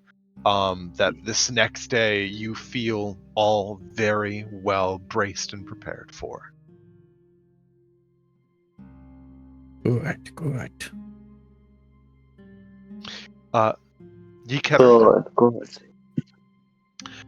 As you wake and rest and come to, do you feel... You wake up and you feel inspiration. You look over to the side and see your sister and you feel relief. And you know that your dad is probably out there somewhere worried sick, but you gave him the know-how that Arbel was safe. You still have the sending stone. And you know broadly what today's task is, but I think you have a couple of hours remaining, around 3 or 4 or so, of that charm. And with every passive moment, do you feel a more sort of possessive anxiety to fulfill the sort of compelled pact that you have formed. And so despite your sister and her safety being on the forefront of your priorities and your disposition, is instead a charm dominating you to compel you to fulfill your bargain before anything else.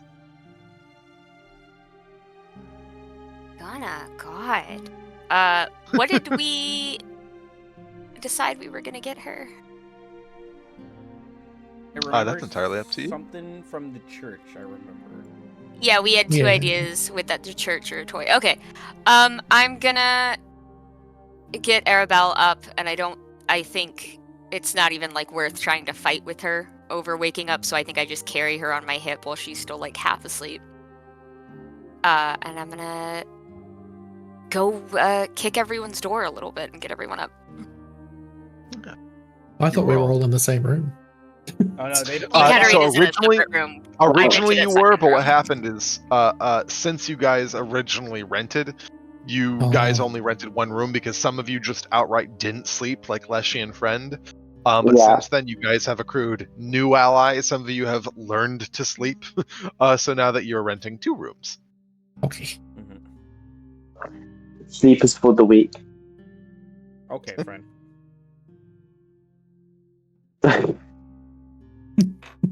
Out in the fucking barn playing with Shaquille O'Neal. Whoa.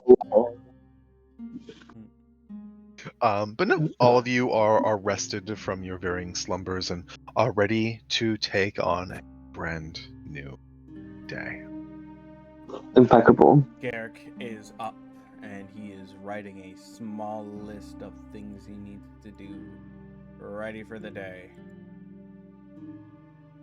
He's feeling good that we can that nothing bad's gonna happen today. Nah, today's a good day. Mm-hmm.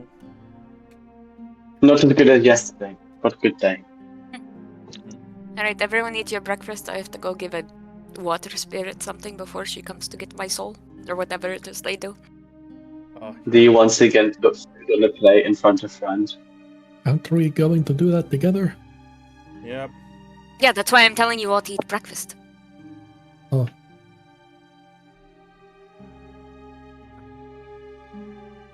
I'll take some bread and meat.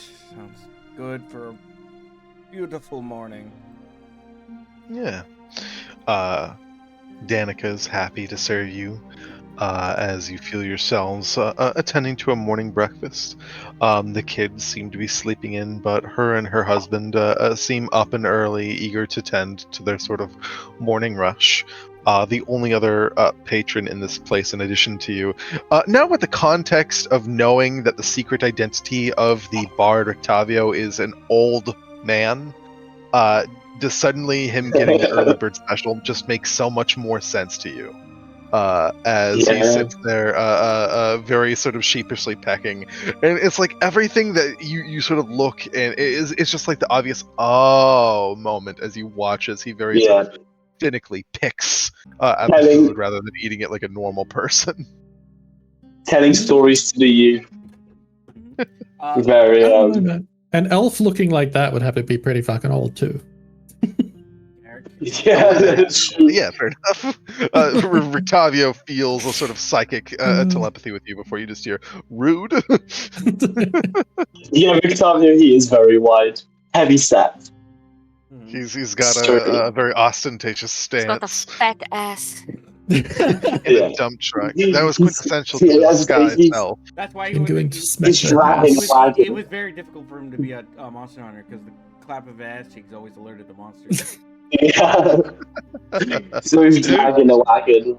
Anyway, Jesus But if Christ. if it's an illusion of an ass, though, that means he's casting prestidigitation to get the clap too. Yeah. You know. He's doing it on purpose. You gotta have it. Oh, Victor's left again. how many days has it been since we've been here? That is a great question. It has been, let's see. We're on our 3rd day. You all met on the 11th, so it has been. This is the morning of the 6th day. Oh, we're making good time. That we've known each other, or that we've been at Valaki?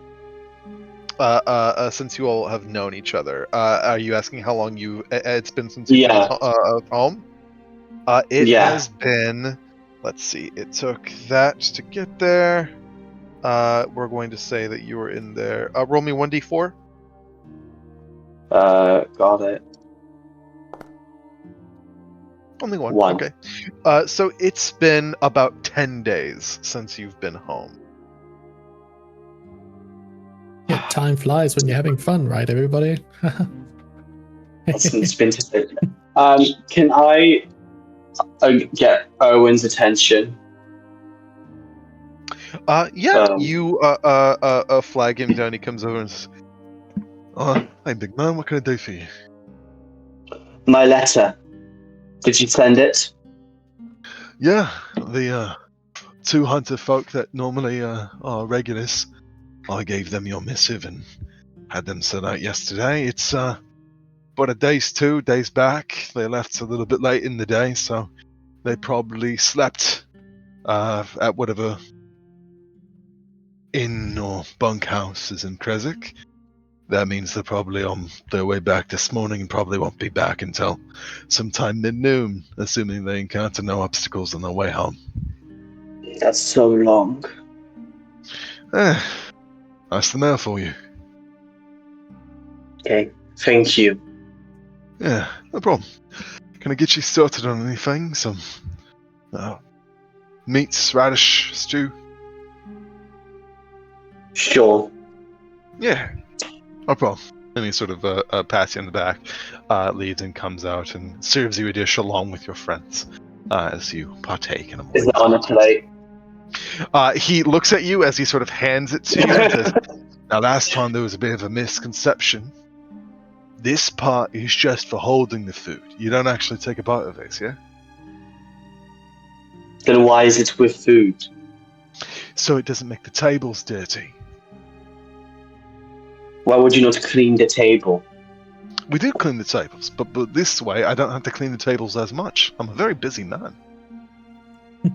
Strange. Okay. I'll believe you. Likely Yeah. story. You should insight check him. Yeah, I'll insight check. Yeah, go ahead, roll an insight check for me for the shits and gigs. I'm really good at these. Yeah. You don't Man's know. lying. It seems likely, but you're not entirely convinced. There's Okay, something now I'm gonna do- else here. Now I'm gonna do a history. I'm gonna do just a straight intelligence check to see if I can work it out myself. Come on. There you go. I'm even better at these. That's a 2. No, I eat the there's plate. some. Okay.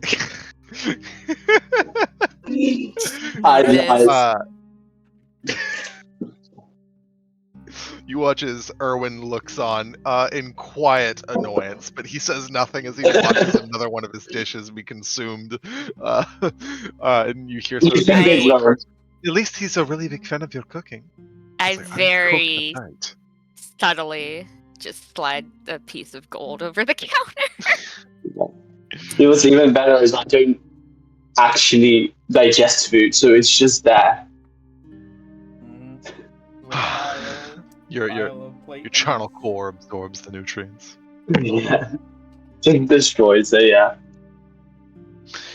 Could be anything. Danica takes the coin. Erwin just quietly, "Thank you, love." But with that, breakfast consumed, party regathered. What is our first order of business? Druidcraft. Okay. Or Druidcraft. Okay, guess not. I'm going to tell the weather for the next 24 hours. I'm so glad you can do that now because I literally can He has a whole forecast system for it. I have a full system for it. Weather sensor, you create. I that also have predicts this the weather. ability in a different game, but I don't use it because it would make him too happy. Oh, I see. Yeah, I got a she- bully. she- What a- she yeah. hates Wake up. me. Got it. Yeah, nothing new. Let's see.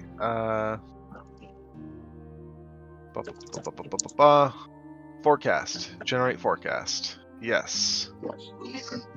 Oh, that one was not supposed to change. We're gonna move that back to. Rain. Sorry, it's still overcast. But you detect that the forecast for tomorrow is going to be rain. Actually, it's going to be a rainy day tomorrow. Damn. I'll tell the barkeep and stuff as well. You watch as Erwin sort of chuckles and says, "Handy that. We'll plan accordingly. Thanks, mate." Let the weather go. Garrick is gonna go up to Rictavio and he's gonna give him a look. It's like, Rictavio, you wouldn't happen to be busy later on in the afternoon tonight? Need to have a conversation about the creature you have in your trailer. What's it got? Why Yeah. am I? His brow furrows, and he goes,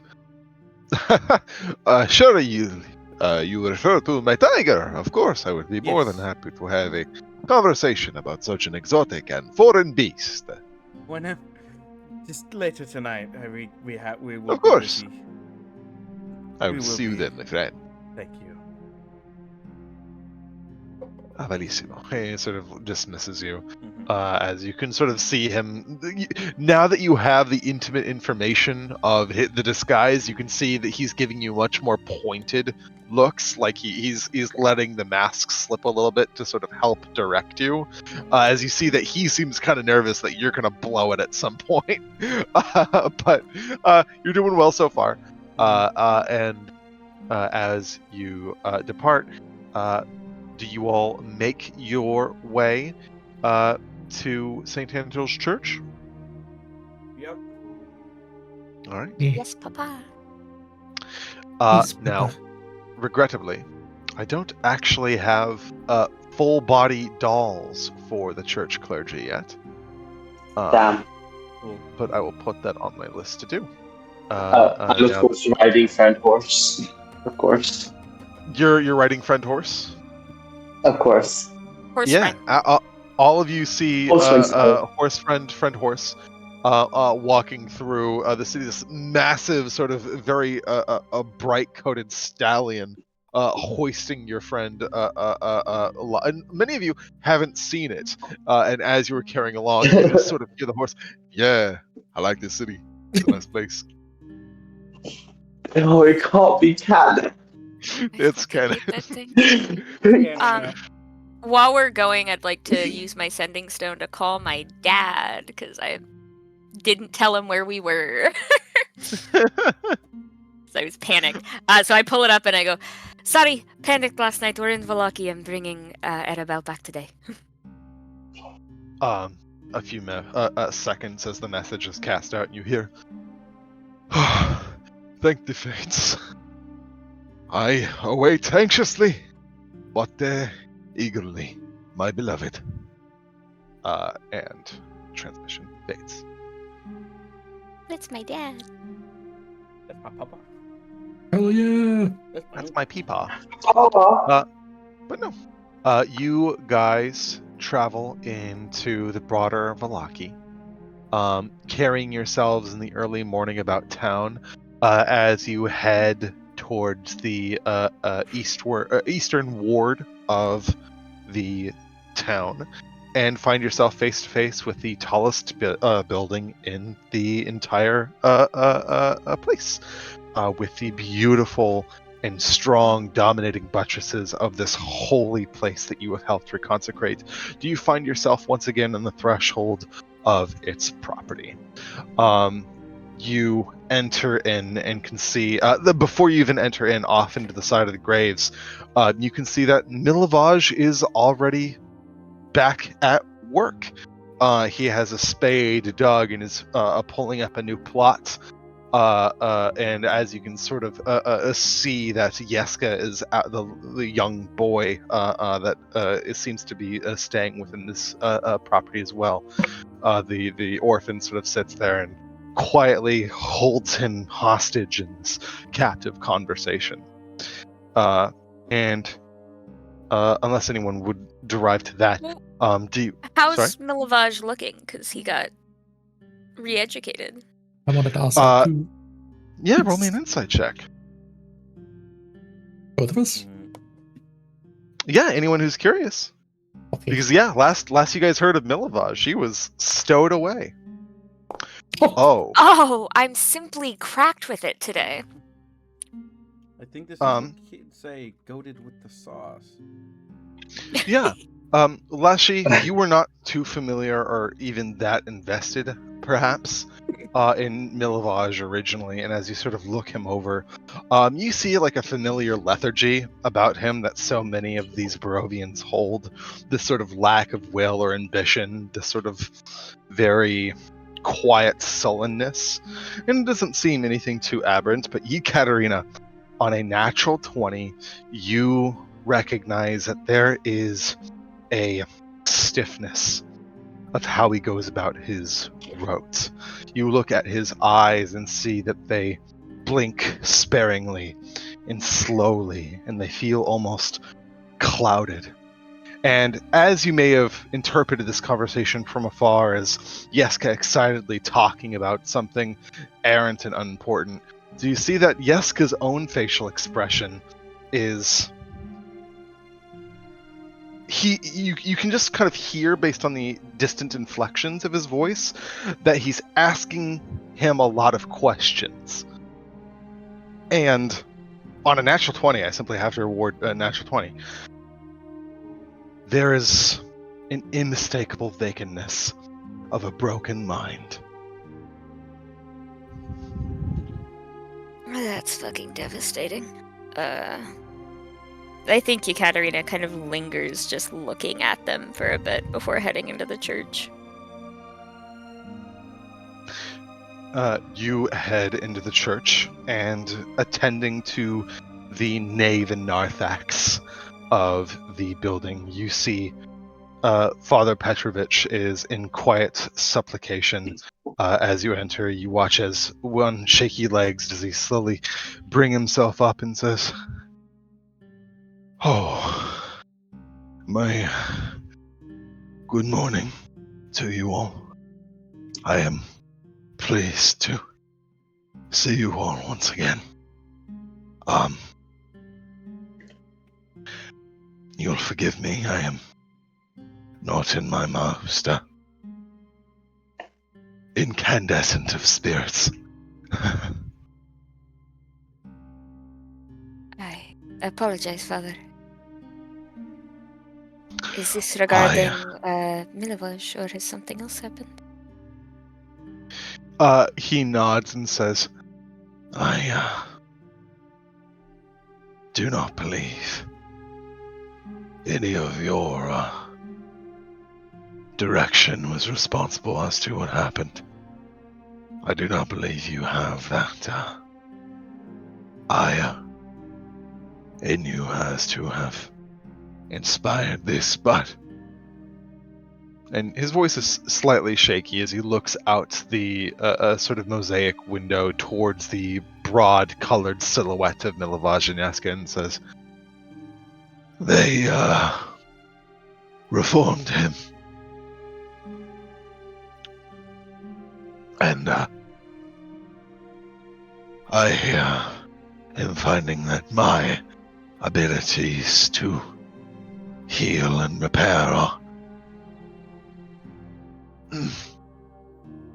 not sufficient for his condition." Is there any cure for such a thing? One can only assume that the one who broke it can be the one to fix it. However, in faith all things are possible. I believe I will continue my prayer, petitioning the morning Lord for his graces, so that with time and effort I might restore what has been lost. Have you considered petitioning something a little more direct, such as the abbot in Kresik? I've only heard stories, but they say he is able to work miracles, and she'll look to a friend to see if he knows anything on that.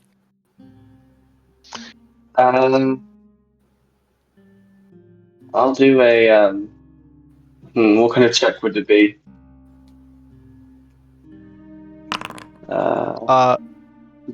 What exactly are you trying to Like, because I would know to like an extent like what was happening with like the Bellevues.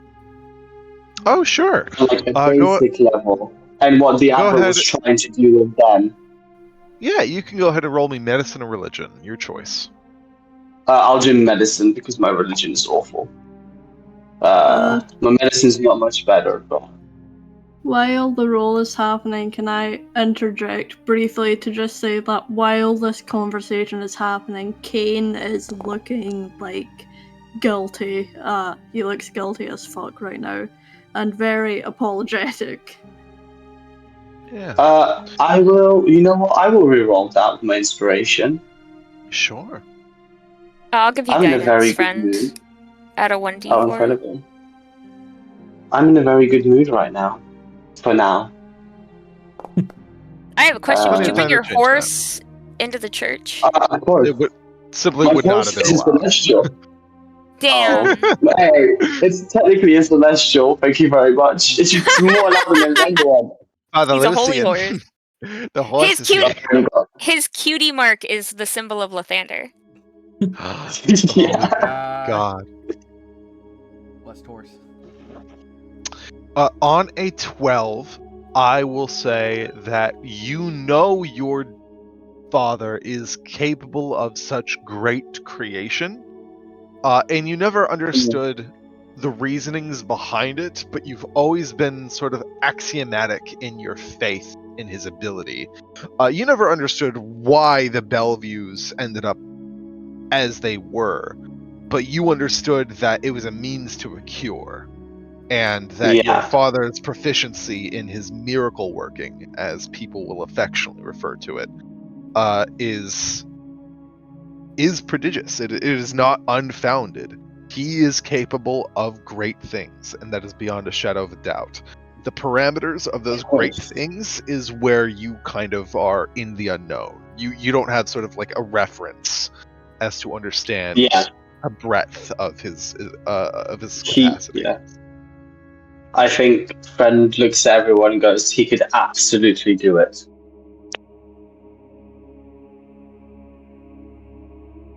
He can help.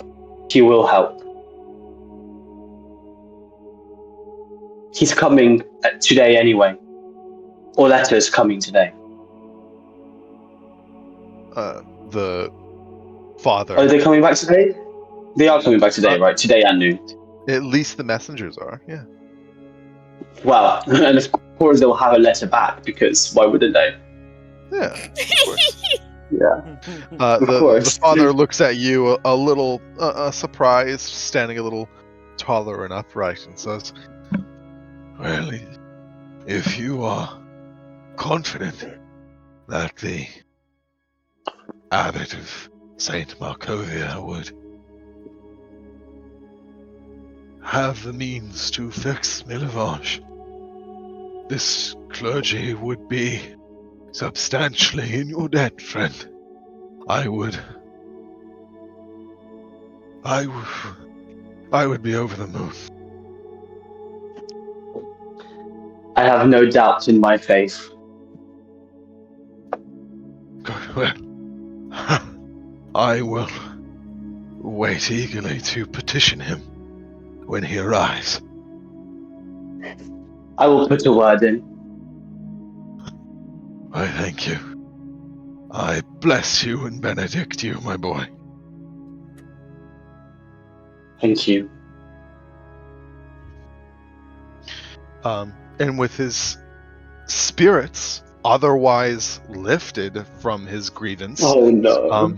does he look to you, Ekaterina, with a new sort of newfound font of hope that he can draw upon, as he looks to you with a smile and says, "Now, morbidity of the situation at hand aside, what can I do for you, dear?" Apologize to come and ask you this with so much on your plate already. Are you aware of the spirit within the lake? You watch as his expression dowers Oh, once again. fuck.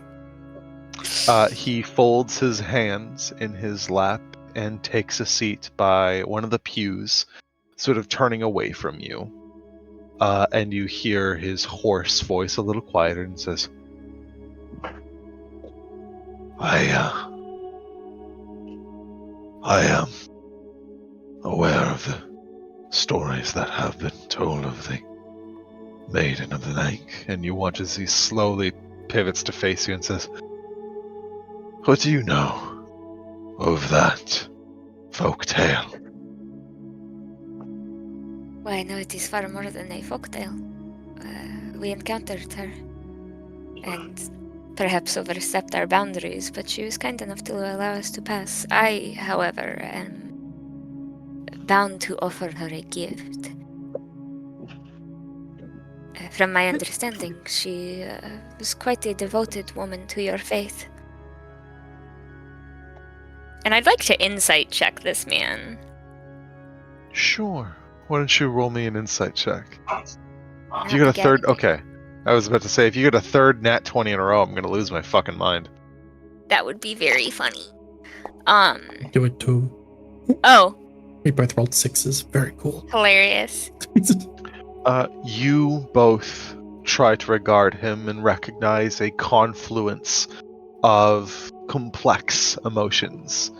And the only one that you can sort of certainly ascertain beyond conspiracy is a quiet somberness about him, suggesting his familiarity with the topic matter. However, you're not able to intuit much past that, lest anyone would like to spend the inspiration. But he turns and says, I know of the broad strokes of the nature of the creature, yet she was once a part of this clergy. When I was training to be a priest after my knighting days, shepherding my first flock and canting the scripture, I came to know a beautiful woman, a sister of this place. Her name was Magdalena Kovac, and she was as kindly and sweet and selfless as one you can expect who devotes everything to the Morning Lord's faith.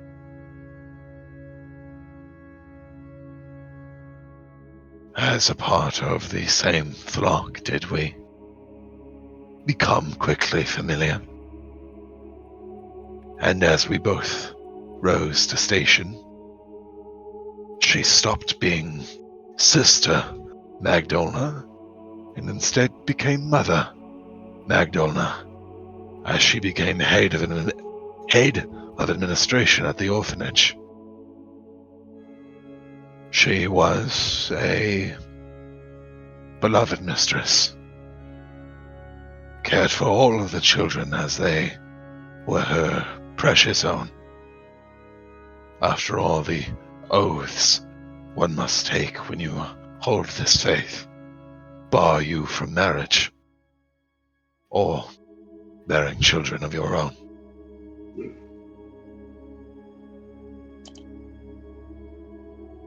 I regret to inform you that I haven't the knowledge of how it went so terribly.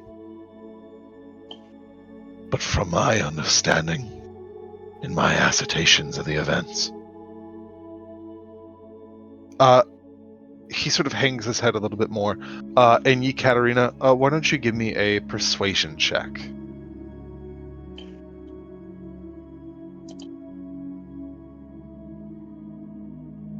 Wow. 28. Holy shit, you guys are rolling so good today. He looks to you a bit mournfully and says, normally it is seen as sacrilege to defy the practice of confession. However, the man is long since dead, and memory of him no longer persists. Not beyond the vile whispers of his actions. But some 20, 30 odd years ago, a man came before me in the confession booth. He was a guardsman of this city, tasked with protecting everyone. This was his duty. And in his station did he become infatuated with the mother.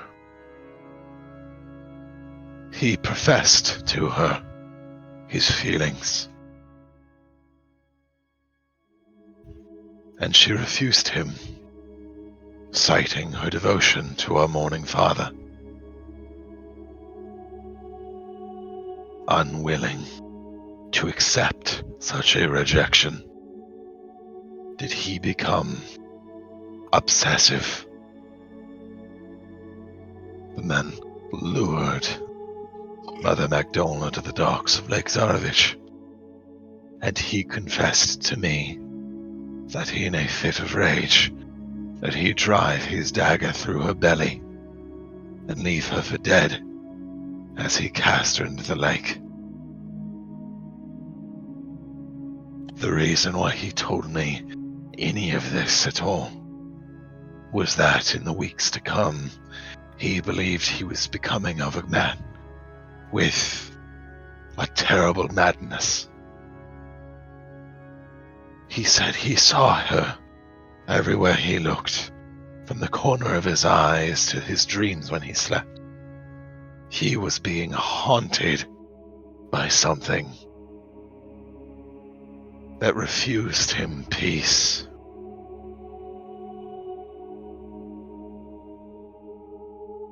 Because of the divine contract of confession, I could do nothing of the sort except pray for the absolution of his soul and tell him to perform his penance.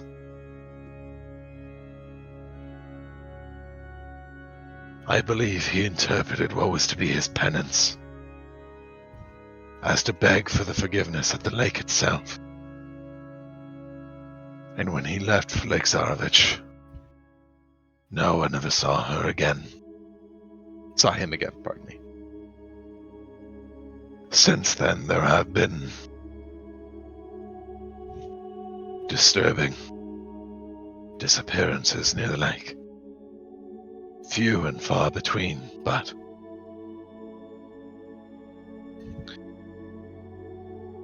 I had become familiar enough to know that in some way, shape, or form, Mother Magdalena haunts that place still. And I have no understanding or means to lay her to rest.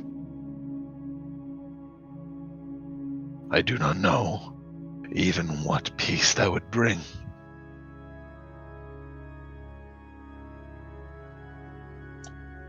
He looks to you, Katerina, with that steely expression across his face and says, If you have trespassed upon her lair and wish to appease her, I believe I can help you provide sufficient tribute. Wait here a moment. and he swallows heavily, and begins to shuffle towards the back offices and disappears for a few minutes, leaving you all alone in the main chapel. I actually think I'm gonna go after him. I wanna talk about this a little more. I'm gonna leave Arabelle with friend. I think she likes friend. She does, surely. As a friend, you were handed off a very sleepy little girl who sort of clings to the side of you. And she doesn't say anything to you, friend, but you do watch as she crooks her head looking at you inquisitorily, as she seems enamored at your personage. I do the same. The two of you share a completely silent conversation where you just look at one another. Anyone looking in on that are just like, they're talking telepathically. But you follow him into the back offices. Yeah, Leshiel follow after too, because he truly wants to know more about what is going on. Oh, sure.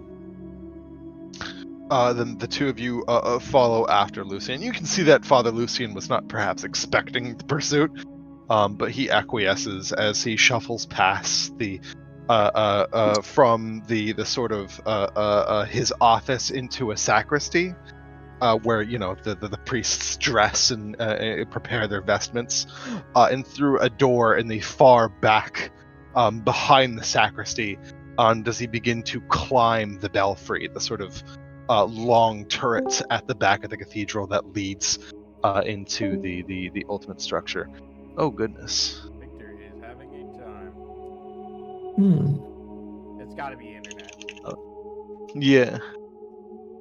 I figured as much. We might take a break shortly hereafter, but as he climbs to a second story, do you watch him sort of levy out into a small attic space where you can see that about a third of this attic area has been retrofitted to be a small little living space for Yeska. You can see that there's like a bunch of clothespins that cling to small little pictures that he's been drawing. You can see that he has a small little cot, a little bed, some books, including prayer books that are sort of located around it. But the rest of it is dedicated to storage spaces, old sort of more like old candelabras and things of the sort. And he begins to shuffle through the effects, and is going to take some time to sort of look through them as he looks very pointedly for something, if either of you would like to inquisit him further. I think as he's looking, Yekaterina's going to call up, your relationship with Mother Magdal. You cared for her. Of course I did. I care for all in the faith, and without it. Kind of tilt my head a little bit, X to doubt. If you would like, Father, you could join us at the lake. She is able to speak.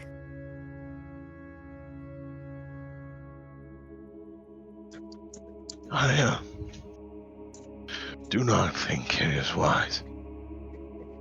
And he sort of turns to you and stops his sifting through a second and says, I would like to cherish the memories I have of her, then tarnish them with the actuality of it all.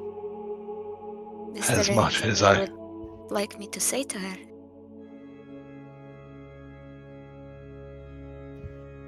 He pauses for a long moment as he mulls it and says,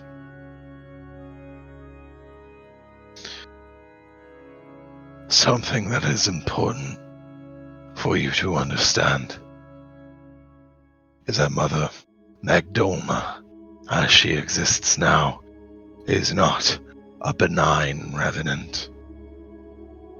The disappearances have commonality.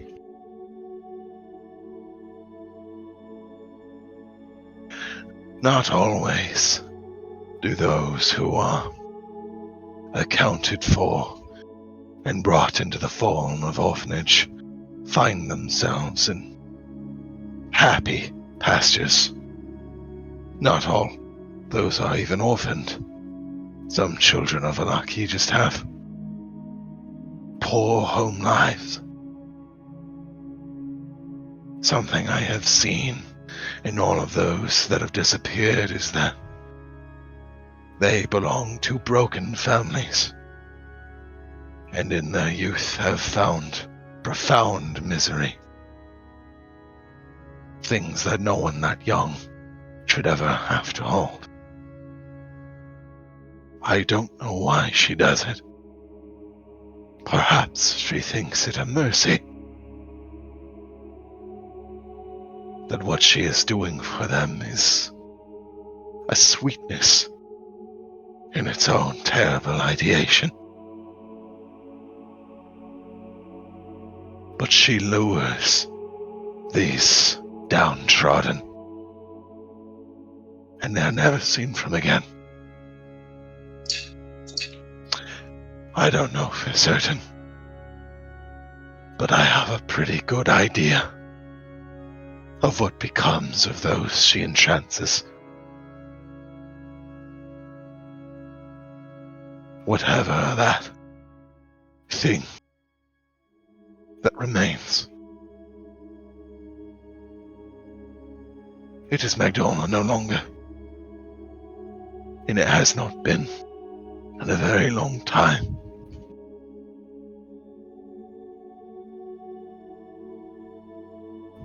I think with her own understanding of spirits and the culture around it, does Yekaterina look, I think, a little saddened by that? If you are certain. It is best this way. Do you know the name of the guard? He looks to you and says, Ah, as I look through my notes.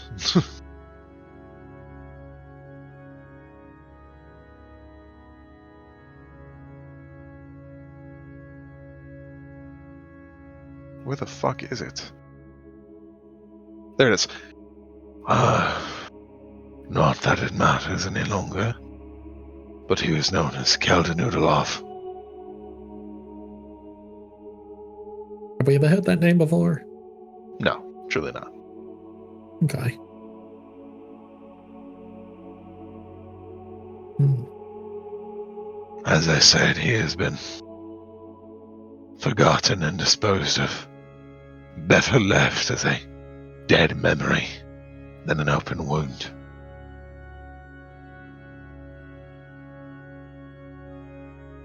Hmm. And he produces forward finally the effect that he is after, as he produces forward what is a very precious rosary. It possesses a old tarnished bronze shape of the emblem of the Morning Lord, and all of its beads are like this black and white marbling, which sets it apart from any other rosary or holy symbol that you guys have seen so far. As he hands it off to you and says, I had kept it as a sentimental effect. Something that would afford me the brilliance of nostalgia in my dour hours. Hopefully this tribute might serve as to remind her of who she was.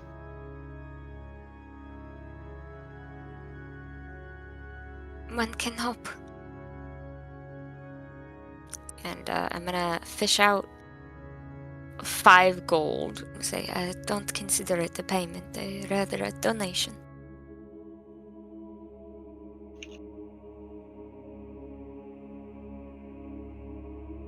he looks upon it, and you looks as he accepts it as like not a means of like he needs this in Isod, but he knows that like you would press and refute if he did refuse it.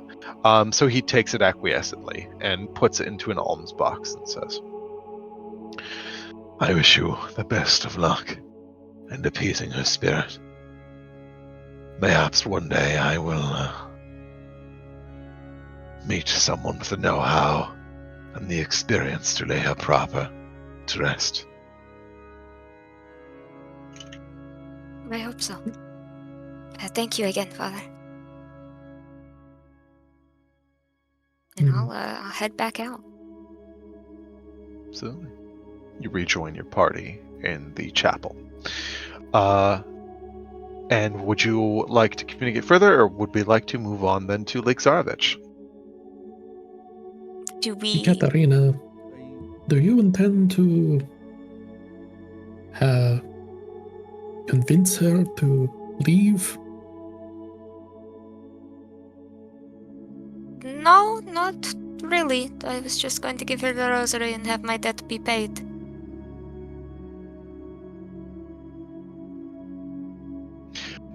Leshy, Y- you have you're the one who I think was it. I'm pretty sure was it you who succeeded on the nature check to identify Yeah. Rusalka? Yeah. It was you. Yeah. You know that Rusalka, as a part of their being and their nature, their curse, is that they cannot leave the water to which they drowned in. They are bound to that body. Yeah, so Leshy is thinking more so if we could break through whatever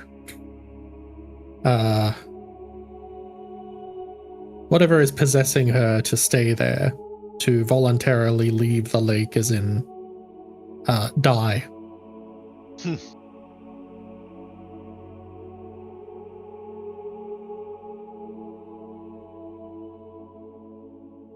It isn't exactly our place to interfere with these things, Leshy. The spirits of Barovia are a creature of their own. And we don't exactly have time. I mean, not much of other than returning your sister and what else?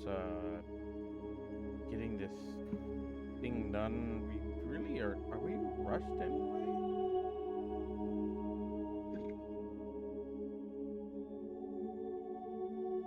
I'm pretty sure you all were pretty set on the whole Kill Lestrade business. I'm still working on that myself. They were In due time. Rictavio said that he could assist with Victor's hunt. Yeah. Do we have other places that we could get to Kresik in that time? If this is something you really want to focus on, I'm not going to stop you, but I'm saying we could just.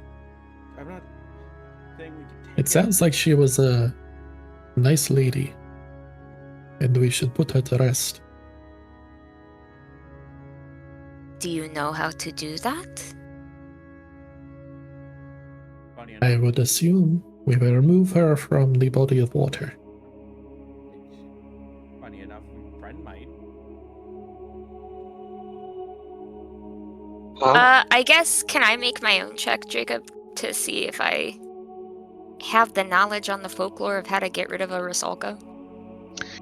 Sure. The DC is very high, and the check is occultism. Okay. Guide myself.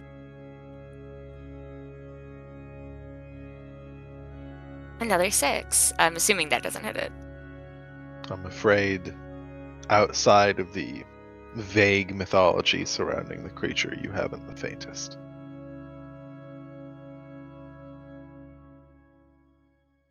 If you can give me a solid, actual plan as to how you're going to do this successfully without anyone getting hurt, fine. Until that point, I am going to give her this rosary and we're going to move on.